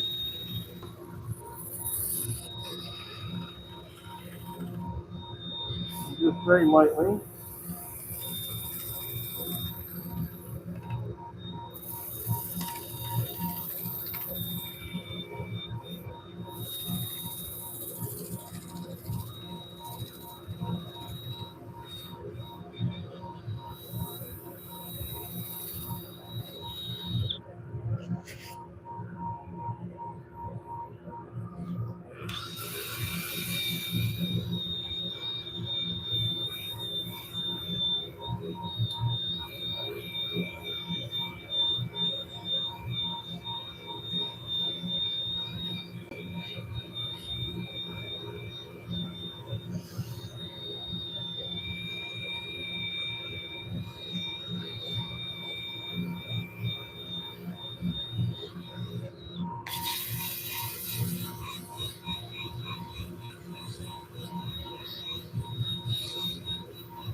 trying to get this thing to stop here so we can see what it looks like.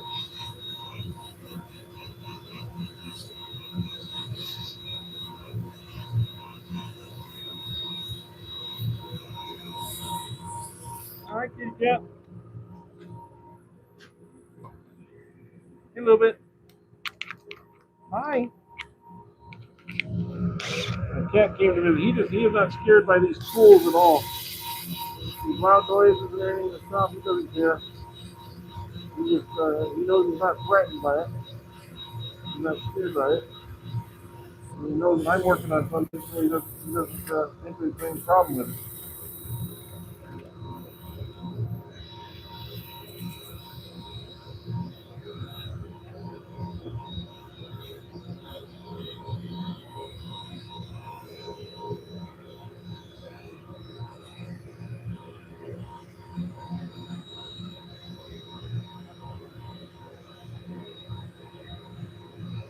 You know? Okay. I think we've done as much as we can sanding wise. In fact, that's actually glassy on the bottom. Okay. Helmet comes off. By the way, I think I fixed my trend issue. I think it had to do with how the batteries store energy.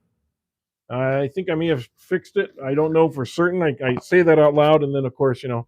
But in the meantime, I did order another helmet uh, with a respirator on it. So we'll be trying that out here in the next week or so. So you're going to see a new helmet. We're gonna do a few pen turnings and some other things, and not just do bowls for a while. For one thing, because I'm trying to get ready for a show, and then we got a new, not I'll say a sponsor, but actually a provider of some of our some new pen pieces and so forth. And when those come in, we'll do an unboxing, and then I'll show you. I'll go through them, and I'll tell you what I like and what I don't like. I told them I was going to do an honest review. I wasn't going to, you know, but they're very nice about it. And I know they're trying to get well known out there, and they got fantastic prices. Now, I'll be upfront and tell you, they sent me these as a free sample, but their prices are uh, much less than you'll see from Penn State and some of the others out there. Some of these places charge you, you know, like $5 or $6 or more for a simple pen blank, and they're like $1 something, but they're better quality. So I mean, that's just amazing to me, because it's straight from the factory. That you're not going through any middleman; it's going straight from the factory. So that's the key. Now this is a hole that goes all the way through the bottom, just so you know. So this is going to have holes that go all the way through to the bottom. But this right now is very smooth to the touch, and I'm going to use some more of that feed and wax on here, and that we used on the other one. I'm going to let that get into. There's a lot of crannies and nooks on this one, so a lot of places for that stuff to go. I'm not going to do the back side right now because when I take the glue block off, I'm going to have to sand that off a little bit, probably, or clean that all off. So there's going to be some more work done before we need to put a finish on the bottom. But you'll get a chance to see three sides of it anyway, for now, and three. You get the side and the front anyway, and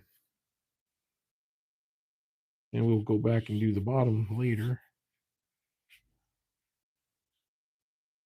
And see how all that goes. But I want to make sure that I get all this in here really good. So I'm going to take some extra time to make sure I'm getting every place that I can. And what I like about this is wherever the craters are, it has its own natural blackening. You don't have to color it or anything. It's just going to look really cool. Just watch this. Watch this for the next 30 seconds to a minute, and tell me what you think here. Okay. Excuse me for 1 second. You want to go in the house? Come on. Meow, meow, meow. Come here. Go on. Cats, I'll tell you, when they want something, they want it now, not later. It's like having a preteen, right? When they want it, they want it now. And then when you put them in, they go, "No, I wanted you to come in with me." And it's like, "No, I'm doing something." So, yeah, kind of the same things that you fight with your kids about. You also fight with your animals. It's just a different species doing the same thing. Let's put it that way. I would like to make one other announcement too. I a while back I did a tribute to Phil Anderson of Shady Acres Wood Turning, and found out the other day that he had finally passed away. He only stopped doing his thing at the first of the year, so he went away pretty fast afterwards. I'm really sad. Was really sad to hear that. And I don't know if you've looked up, but you can see the little tribute one that I did to him. And there's a lot of other tributes on there. Or just go to his website and just kind of look at some of the things he turned. He always turned awkward pieces of wood, which is kind of what turned me on to turning awkward pieces of wood too. That's kind of where I found my little niche in this mess. And he was a wonderful guy. Just a great teacher and turner. And so if you don't mind giving a little love to Shady Acres Wood Turning, if you look him up on YouTube, I'm sure you'll see his site. And take a look at a couple of his videos. They were really, really nice videos. And he also did some other things like checking out electric bikes and stuff. But unfortunately, his breathing got worse. And I don't know if it was COPD or what it was exactly. And he did reach out to me after I told him that I did a little tribute thing to him. He said, "Thank you very much." So he did. He was still out there actively looking at websites and stuff when he passed on, I assume. So, and I'm sure he was surrounded by his daughters and his family, grandkids, whatever. So, um, yeah, that was a little sad thing, but I thought I'd pass that along to you guys also in case you ever encountered him. Did any of you ever watch him before? That'd be great. Hey, Tom or Tim, good to see you. Thanks for coming in.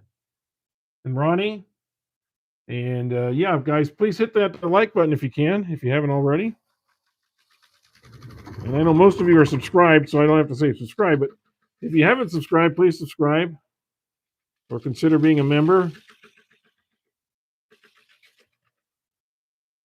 And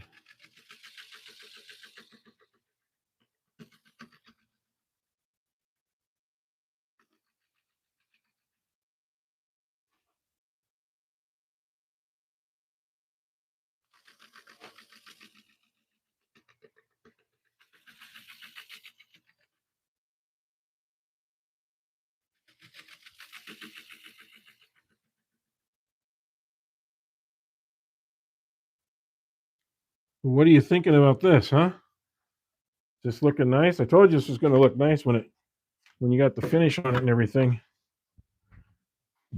So let's take this off of here and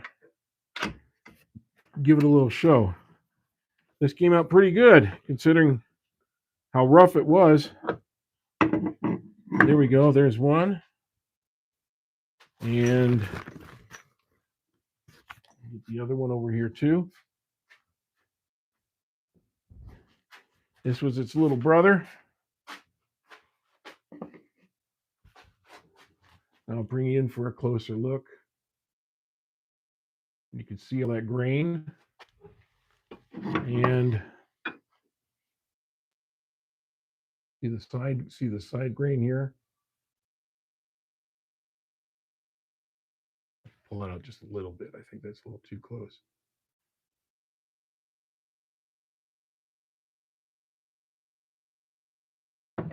But there we go. I love this this swirly section right in here. I think that looks really cool. So there's that one, and there's this other one we did earlier. Okay. So 2 bowls out of that oak burl. I think I think we accomplished what we wanted to do. What do you guys think?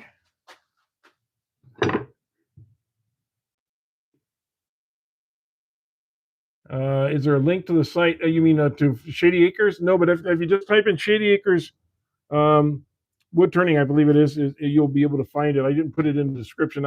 When I put in post production, I'll put it in the description.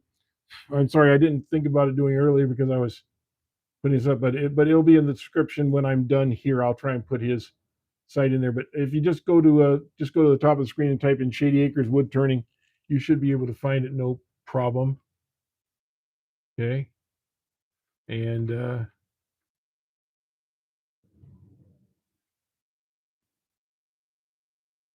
is that the guy you're doing this urn for? No, no, no, no, no. There's no urn here. This is no, no. In fact, the urn that we were going to do was for a guy that was a local guy.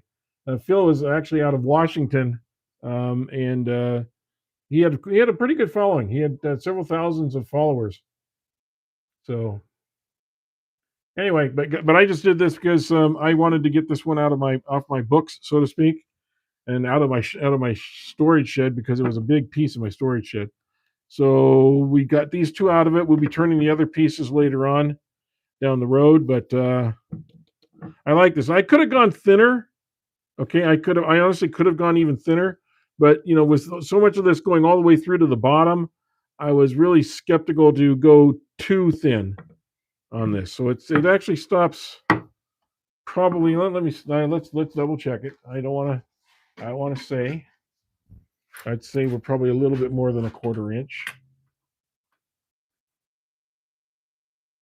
Okay, so I'll show you right there. That's how much we are off. It's about a quarter of an inch. So I'm a quarter inch from the bottom, and I think that's pretty fair for a piece of wood like this. You could go smaller, thinner, but I think a quarter inch kind of matches the edge here a little bit. So you want to make the match of that and the bottom, you want to be about the same. So it's roughly a quarter of an inch, and I think that's pretty good. So okay, so what do you think, guys? Is this something you want to try on your own to find a piece of burl and not be afraid? Not be afraid of all this. Don't be afraid of all this. That was my whole point here. Is don't be afraid of it. Just learn how to treat it, and you see it came out pretty good. And I didn't have to use CA through the whole thing, or I didn't have to use other means like acrylics or anything like that to do it. Okay. So I hope this was kind of useful for you guys, and show you that you can use just traditional tools too. You notice I did that with my gouge, my trusty. In fact, this was about not completely, but this was about the only tool that I used for the whole project was this gouge. I did show you some other techniques, and I did use the scraper at the end because I love using the scraper with this long angle on it. This is one of my favorites. This is a well, it's a good. It's actually I think a Lucas piece, but I'm not certain of it. But anyway, it's been one of my favorites. I got it at a at some sort of a yard sale or estate sale, and it's been one of my favorite tools. But the other ones I would just say use is these, and I get these. These are Benjamin's Best, and I get them from Amazon, believe it or not, and they're about $40 for the set of 2, and they are well worth it. Okay, just keep them sharpened. I obviously need to get back and get those sharpened up a little bit more. But so anyway, 2 hours basically to make these 2 bowls out of this pretty hard burled gnarly oak. Okay. Oh, did you put it up there? Is that the one for Shady Acres? Thank you, Soldier. I appreciate or Jim. I appreciate that. Um, would love to, but are they, Steve? They're that expensive there? Yeah. I would think oak would be pretty common, although I'm not sure. But isn't oak a relatively common wood over there, or is it the kind of oak you're talking like a burl you're talking about that's really expensive? I would imagine you're probably talking about a Burl. But you might find them at like I said, like an estate, like an auction. Sometimes you just get lucky, you know, or find some place where they're taking out a. One of the other things I do is I go to like when they're taking out an orchard, you know, and ask them, can we cut out some of that? Late but back, Alex. Hey, Alex. Yeah, if you want to watch Friday from the beginning, you'll see that we started with this bowl, and then we moved on to this bowl, both from the same oak burl.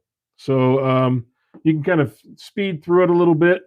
This one had a lot less defects in it, but I did have this big knot that I was trying to not lose as I was going through it, and also this crack right here.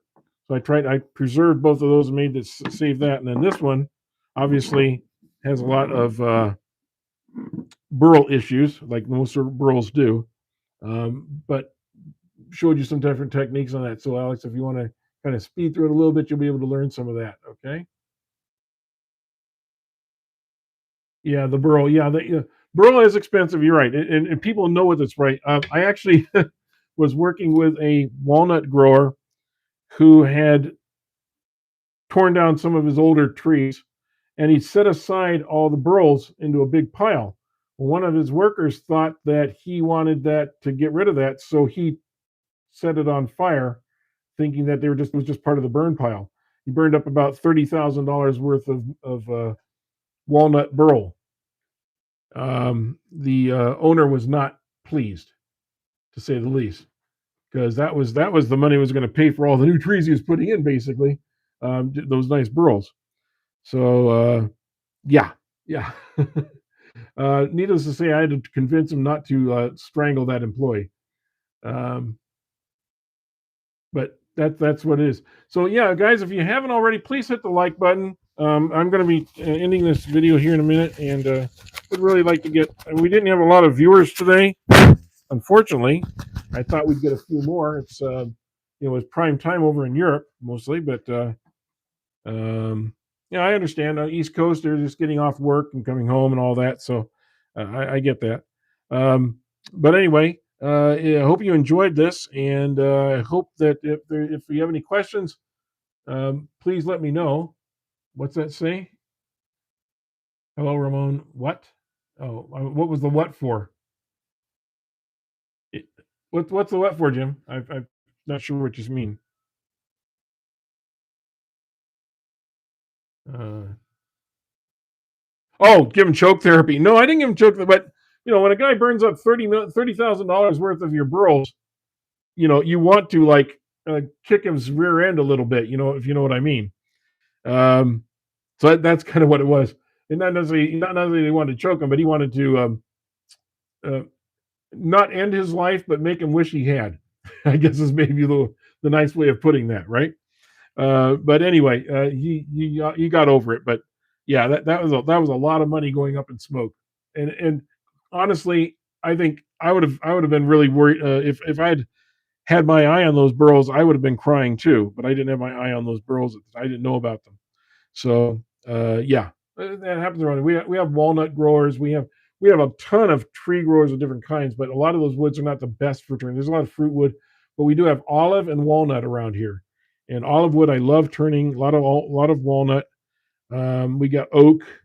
We got cypress and sequoia. You've seen me turn a lot of sequoia, which can be good or bad. It has its own challenges because it is such a light wood. But well, that's all we're going to do for today. And I'm going to take this inside. My wife is going to steal it and not let me sell it, I think. And my water's back. And my water's back on. Yay! My water's back on. All right. So that makes a good day right there, right? Now like the pipe has been attached and the water's back on. We'll be able to do things like flush toilets and take showers and things. So that all right there is making my day. Of course, I'm sure they cashed my check already too. So anyway, guys, I really appreciate y'all being in here. What I will do with this is I will take a heat gun to this and remove this, sand this all out, because I know I didn't show you the bottom. And we'll sand this all out, make sure it's all cleaned off. Then I'll put the finish on the bottom here, and this will be done. So maybe next time when we get together, I'll show you what the final results look like. But for now, I really appreciate you all being here, and we'll talk to you all real soon again. So thanks, guys. Have a great weekend. Bye.